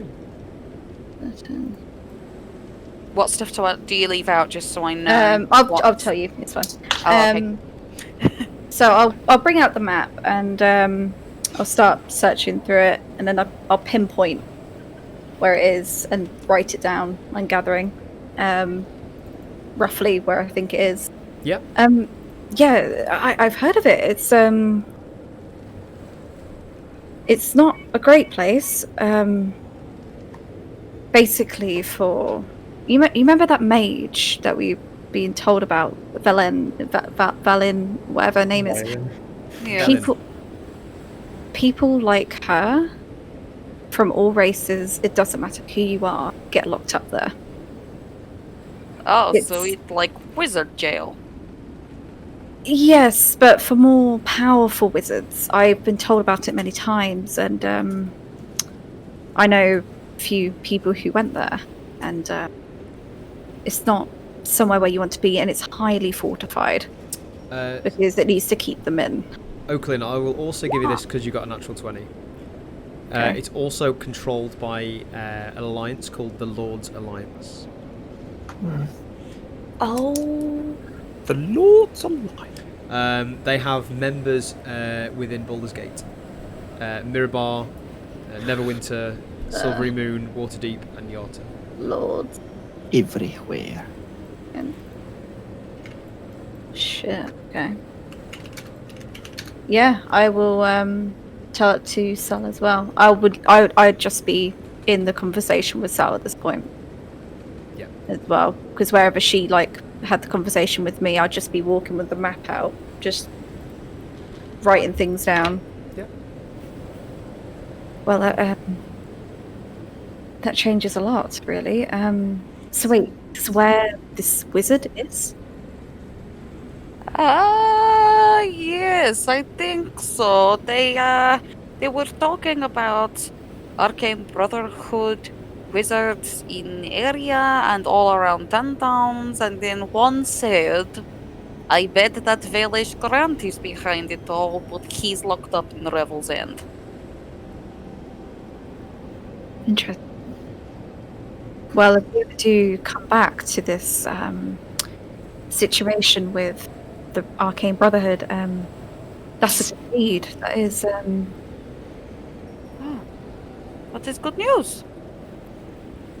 I knew you were the person to ask. With my emblem that I have, would Willow have any sort of regulation that she'd be able to have access? Access to Revel's End. Again, with a natural 20, it's literally to a close-knit group. In terms of access to getting in, no. Okay, that's fine. That's fine. Okay. So, just to lay the land out for you. So, as you leave Bryn Shander and you're having this conversation. You follow the trail until Wibber leaves you off the end of the trail and into a familiar, just off-road tundra, and you suddenly find yourself just within just flat plain of snow with some mounds and hills in the distance. As you've been travelling, I would say, for the first half an hour of the journey, you just go into this kind of end, and you literally just, almost like the Matrix, it goes white just completely everywhere, and you're just following the small little goblin's hopply footsteps. And he kind of like every now and often he sings to himself in Goblin. Does anybody speak Goblin? Yeah. No. You just hear like you just hear a very chirpy, weird voice as you just continue following. Can I tie us together like we do? Yeah. At the moment, the vision is quite good, so you can see pretty much all the way in front of you. It is very blistering. It's very windy. Sometimes you kind of have to brace against the wind to get your stability back, and you kind of like right yourself and kind of like traveling on through step by step. Okay. You can if you wish. No, I'll do it when it's more necessary, I suppose. Okay. I would say 2 hours are going to go by if we're going to zoom with this, rather than going step by step. I would like everybody to make, who don't have cold resistance, to start making Constitution saving throws, please. Woo! I don't have to make these anymore. Constitution saving. You. Wait, what? What's a sneaking? Fighting the Are you cold resistance, Sentry? No. Oh no. Yeah, no, I know. Can we roll? I thought, The AC for this one's pretty low. No, I can re-roll. Can you? Oh well, that's a thing. I can't reroll. Oh shit! Keep laughing. Okay. Shit. Wait, so this is 2 hours into walking? So again? This is 2 hours into walking, This is is it? 2 hours into walking, yeah. As you start heading south and further south, you enter this small kind of like area of almost focused cold, and the wind is just so ferocious that it pushes you back and seizes up your arms sometimes with the cold, and it's just bites your face and you can feel it just nipping you in the bud. Jackal and Sentry, because of this, you take a point of exhaustion. Shit. Oh my god, I actually passed that. Holy shit. Cool. And all of you now, as you're travelling south, further south, it's not necessarily getting colder, but the wind is just so ferocious that it's just battering you down.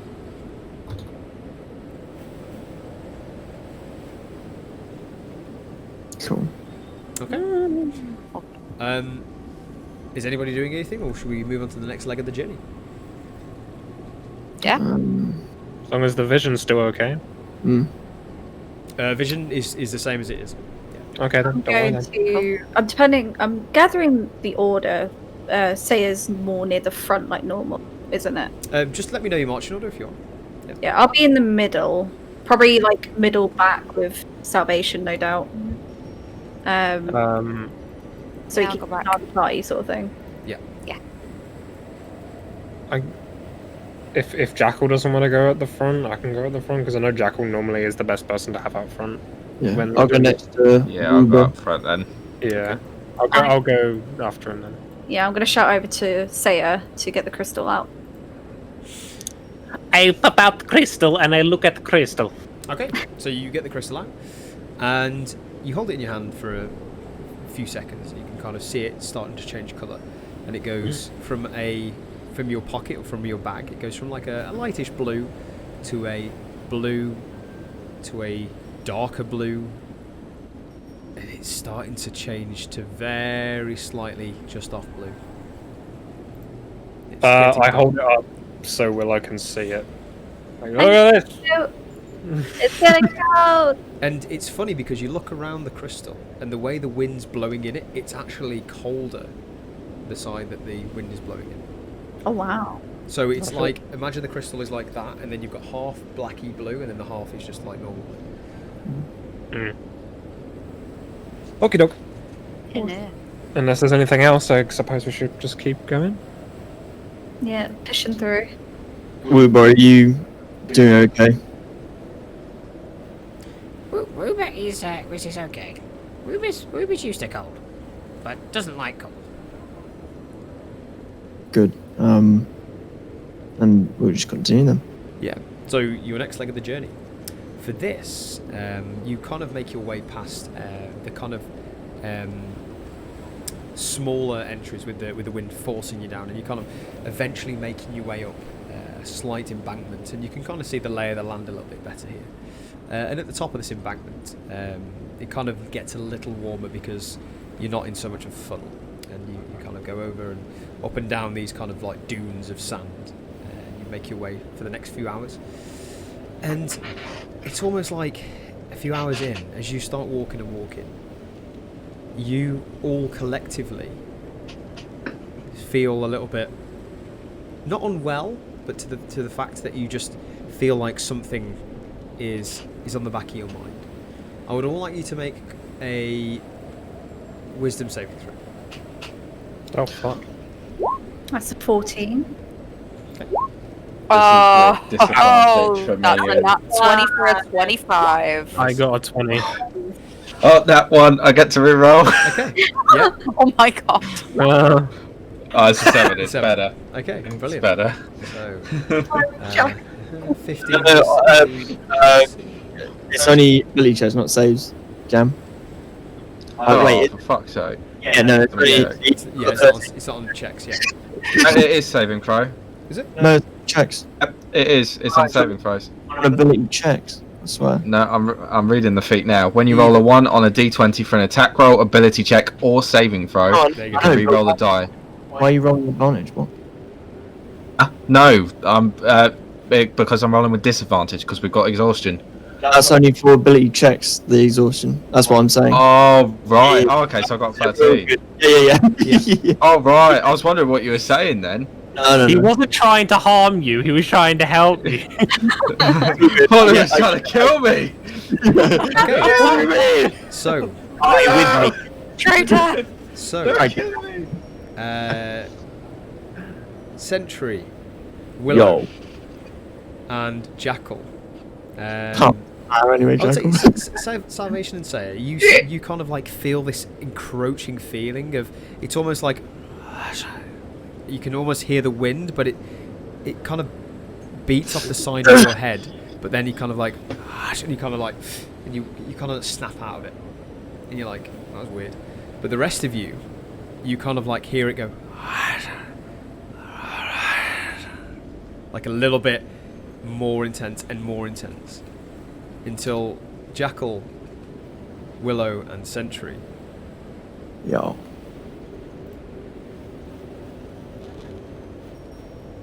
Hello. Oh, What?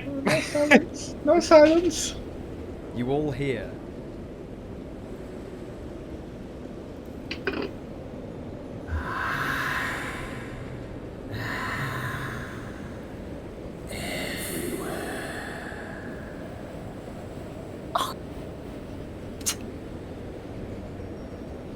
Having fun with your voice changer, DM.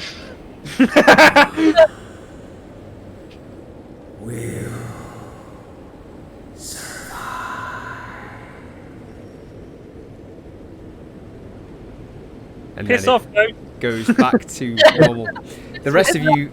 So say Sentry, Jackal, and Oakland, you hear this, and Salvation and Sayer, you look around as this thing tried to encroach your brain, and you look around, and the rest of the party are like almost trying to correct their thoughts.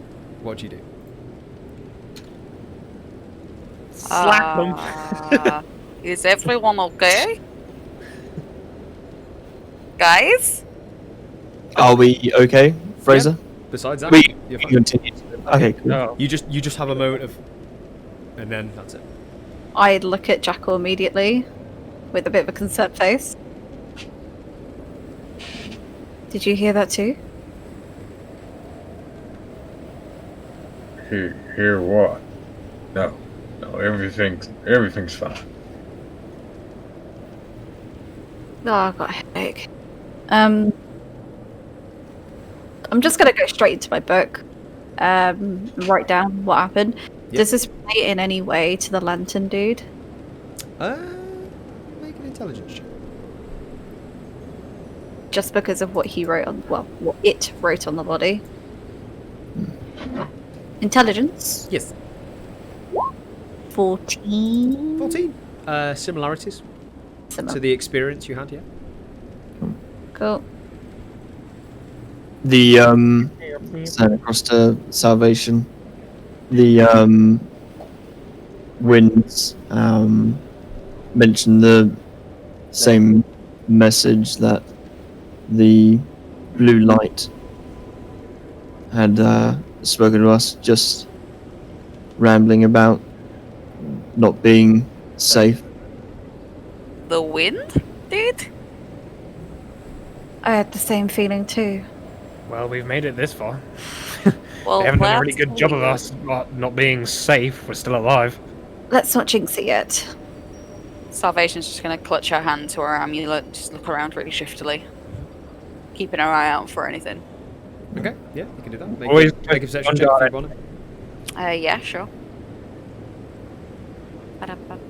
Man's always keeping his head on a swivel. 18. 18. With an 18.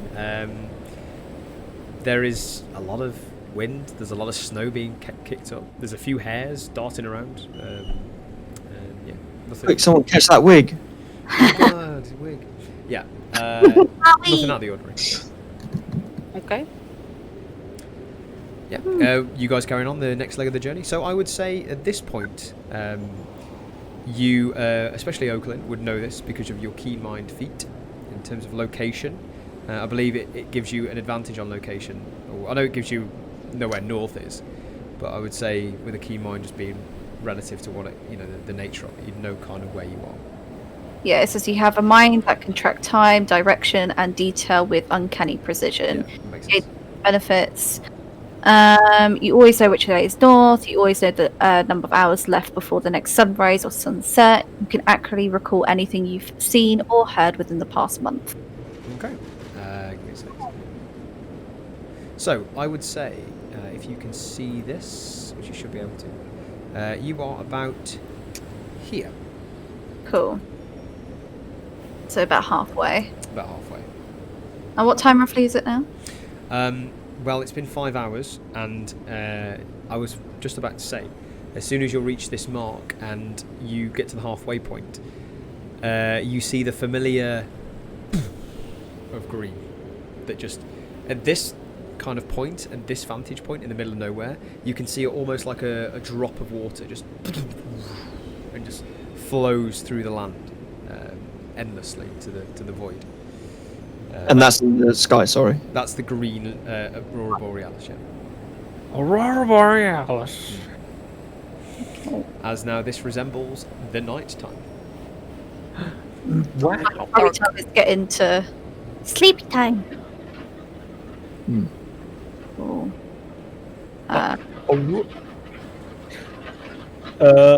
Unless anyone wants to do anything, I guess we keep going. It is And- getting late. Are you wanting to bed down just in case? I reckon we at least find a place we can be safe, I might have something to help. Oh, really?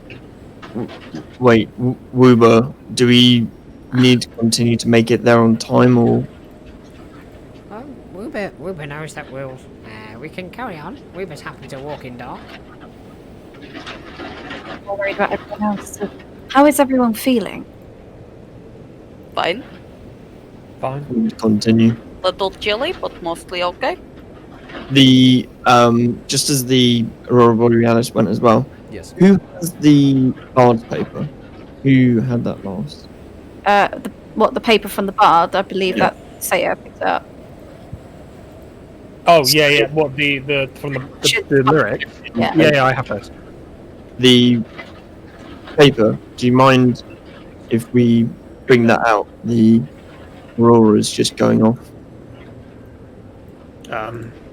Okay. Alright. Get out the pepper. I just want to take a look at it, and see if there's any change, or holding it up against the aurora might make any change. You kind of like hold it up like you're looking at money. Is that right? Or, Yeah. Yeah. No change. I'm gonna slightly cock my head and go, what are you doing? The note mentioned, well, the winter, and, the frost maiden, and this is her green visage. The Lucian also mentioned he'd wake up at 12 as well. If this has any detailing towards that, I thought maybe it'd be connected, but not to bother. So, do you want to hold on to this? Actually, Auckland, sorry, do you want to look at this? Because we found it with the bard, and it's like a magic lyric page or something. There's something wrong with it, like magically, and I couldn't figure it out, so maybe you can. Wait until we get somewhere to bed down or something sort an hold it. But speaking of which, I have been furiously studying recently, and I believe I might have possibly mastered, hopefully getting a safe sort of spot. I suppose we're all walking and talking as well whilst we're doing this. Yeah, you still walked up. So that we are a little bit more sheltered from this tundra. I've been working on it for a while, and if you want me to try it out to protect you guys a little bit better during the nighttime, I'm more than happy to do it. That sounds like a good idea. When we come to rest, I think. Okay. You guys just carrying on? Yeah. Cool. Yeah. Oh, no. Let's do the next leg of the journey, which would be another 5 hours, thereabouts. Depends, obviously, what you guys want to do. But I need you all to make Constitution saving throws, please. Not again! All of us. All of you. Well, anyone who has cold resistance automatically saves. Say 17. Tell me that's a pass. oh, smelling and hearing though. No, I'm joking. For smelling and hearing, though. Like the way out of the tundra. I told you guys. Sort of like As soon as you leave the safety, it gets very difficult to. Oh no, we know. Yeah, I'm just letting you go. Like, yeah, you guys know. It's one of them. As the wind continues to blow, but obviously as it gets darker, it gets colder as well. And I would say that Saya and Jackal, everyone else is walking alongside you, kind of like battling through the rest of this kind of like snow and just dust, and you've got your lanterns up and you're trying to fight your way through. And say your face just kind of freezes up, and you just kind of like wince down. You get like this what do you call it, like brain freeze for a second, and you're just like and it really affects your kind of stability. Also, Jackal, just sitting on Athena, just kind of like you feel a bit woozy as this cold batters you further. You both take another point of exhaustion. Well, this is my Not first again. one. This is my first one. Yeah. I've never actually put a point of exhaustion. Where do you put this? At the top of your sheet should be somewhere. On my sheet. I believe. I just shove it in my floors. I just type it in the floors bit. Or Hold just on a type minute. it- Yeah, floating floors.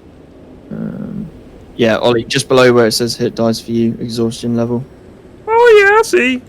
Ta-da! So if you mark that up one, then it will tell Yeah, you. disadvantage on ability then checks. Sentry, Oh, just good. make 2 perception checks for me, please. All right, cool. a ton. I got disadvantage. Do the first one without. Okay, So the cool. first one's for the first leg, this is for the second leg. Sorry. All right, all good. 11, and then 20. Fancy, nice. So I would say on your journey, you're kind of like keeping a weary eye out for herbs and all sorts of bits and bobs. The first leg is very unsuccessful. There's too much wind. There's too much knocking you back to even concentrate, especially taking that point. On the second leg, you start to, towards the end, at the 4th hour, you reach a small patch of trees. And you pick up, I would say, about 2 or 3 gold, actually 3 gold piece worth of herbs that you need. Okay. Nice. And you go to the shrubbery. There's a small tree line almost. It goes on for like a few kilometers, and you just go up there and you wade your way through, and you can kind of see. It kind of goes off to the wrong direction, but you make a slight detour off the track and pluck them through. And yeah, you can find 3 gold piece worth of. Cool. That's your inventory. I will say, at this leg of the journey, you are coming towards the end of which your little compadre has told you, little Woober. And he basically, towards the, after Sentry's got his herbs, he'll go, Woober thinks that this is a good place to stop.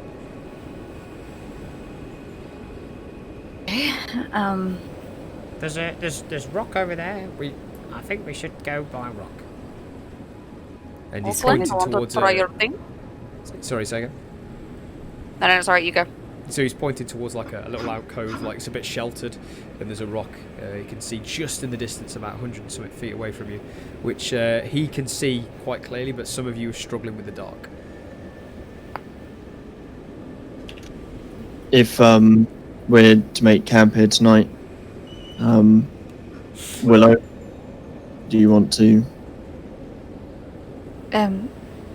Yeah, of course. And I'll start heading where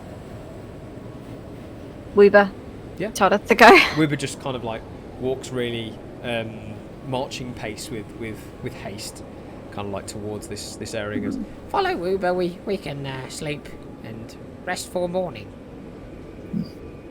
Cool. I'm going to find a nice flat area to do it. So I'll just describe it to you. So you walk in, it kind of like slopes down, and in the middle of this kind of embankment there's a rock in the middle and a small tree line around the edge. And it's exploring. It's a nice, it's snow. But it's harder snow. It's not like soft, deep snow, because it's had a bit of shelter from this rock. And he kind of points this bit out and he goes, This is a nice place. Sentry, I'll need your help on this one. Could you help me move the snow out the way? And I'll...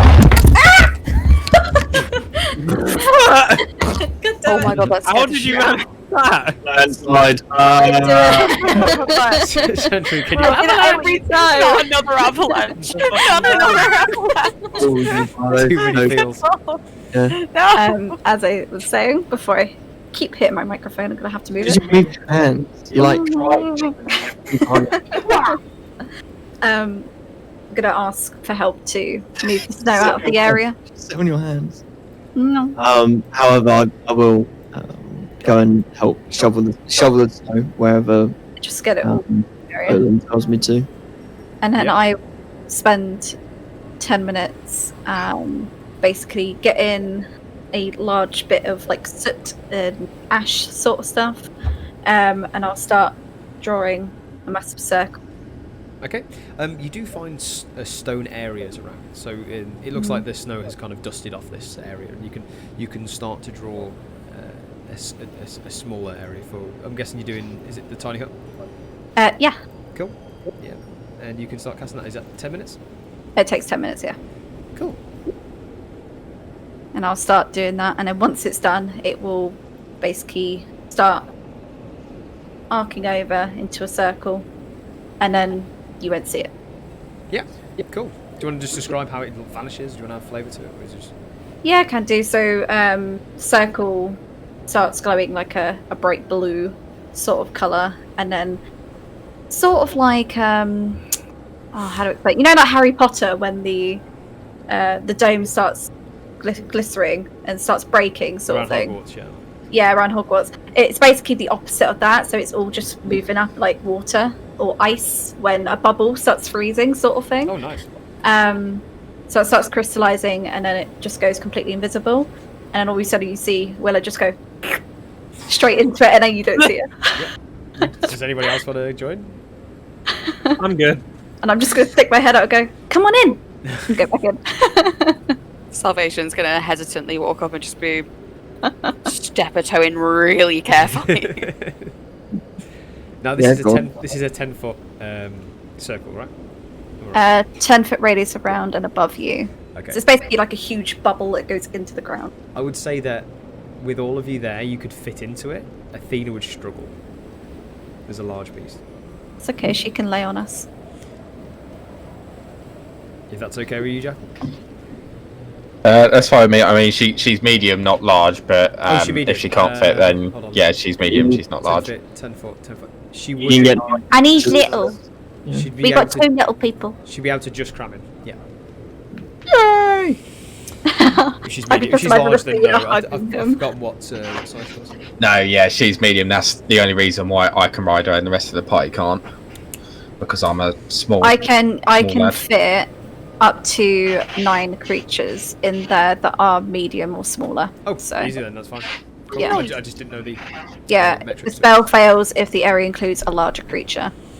Okay. Cool. That's So fine. Just checking as well, but you said invisible. Do you yeah, it think goes invisible. it stays opaque? Well, yeah, whatever. We see it translucent. Yeah. I know, I'm only saying because of Fraser, you might not know that. Just like, it's goes- still.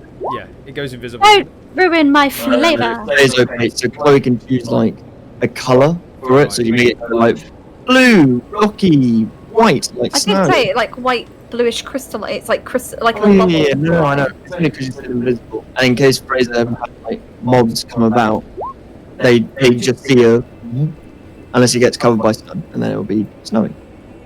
But we see out of it entirely. It's just clear for the inside of us. Okay. So you guys start to bed Oh, down. okay. I'm guessing, or start to rest in this stone. It's up for 8 hours. Is that right? Huh? Is it 8 hours? Yeah, 8 hours it lasts for, so just a long rest. Yeah. So what would you guys like to do as this hut's up? Do. I'll sit down and go. What does everyone think? It's a Sleep. bit Clever. cozy, but And the temperature's actually modest in here. It's not cold, which is interesting. Say I In- flop down and just. Yeah, it's surprisingly comfortable because you got your bedroll as well. You can make a makeshift kind of like a little bed in here. The temperature's great, so you don't have to find ultimate shelter for the cold environments. But yeah, would anybody like to do anything before you start making a short rest or long rest or whatever you do? I don't think so.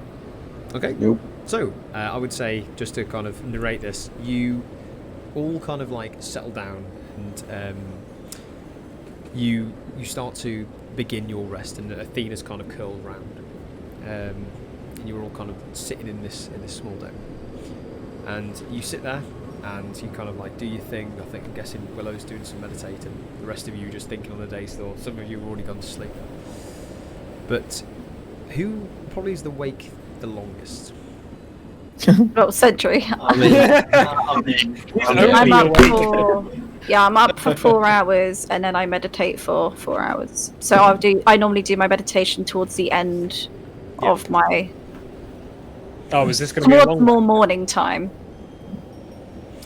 Is this going to be a short rest or a long rest then? What is this? This is going to be a long.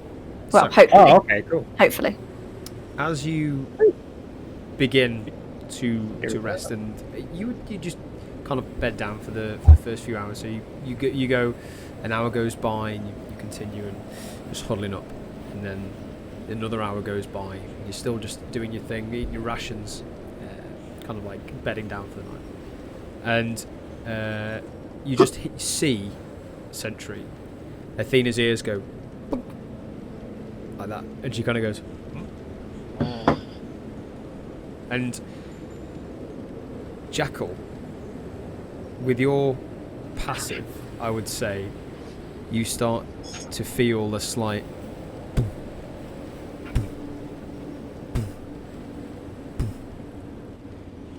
and the ground starts to just slowly and Sentry, you see this. Would I see this possibly if I'm awake? You would. Oh. So like almost Jurassic Park, like with the little rocks on the floor. Just Oh, right. cup It's of like water. boop, boop, boop. Right. You're right. We don't see anything about us, or do we? Are you just having a general look, or are you going out the dome? Man, always. We can see from You inside. can see outside the Yeah, dome. but yeah, are you going can see. because you're currently behind a rock? Are you going out looking around? No, just from inside. Okay. Yeah, we can see through it, but they can't see in. Yeah, just... yeah, I get that. Yeah. So you kind of just. Yeah.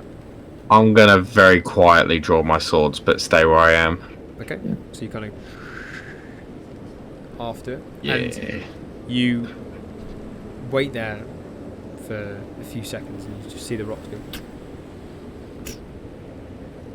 And I'd say Jackal and Sentry, through the side of the rock in the middle, you start to see just a shadowy hand of a humanoid just part its way through, and kind of you just see a head just peer around, and it goes.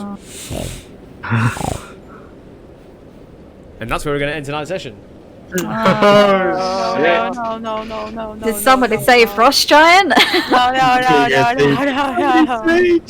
No. It's fine. We're inside the dome. It can't see us, but we can see it. And it can't get in. Stab its finger. Just. No, it Thank you can't so do much it. for watching. It's been great having you back. Obviously, make sure you go and follow all the relevant channels, the Dungeon Delvers Instagram with a Z, and like, follow, and subscribe everywhere else. And make sure you give us a nice comment on YouTube. Woo! Yeah. We're just getting beat up by that. It's bye from me, bye from the cast, and we'll see you next time. Bye. Bye.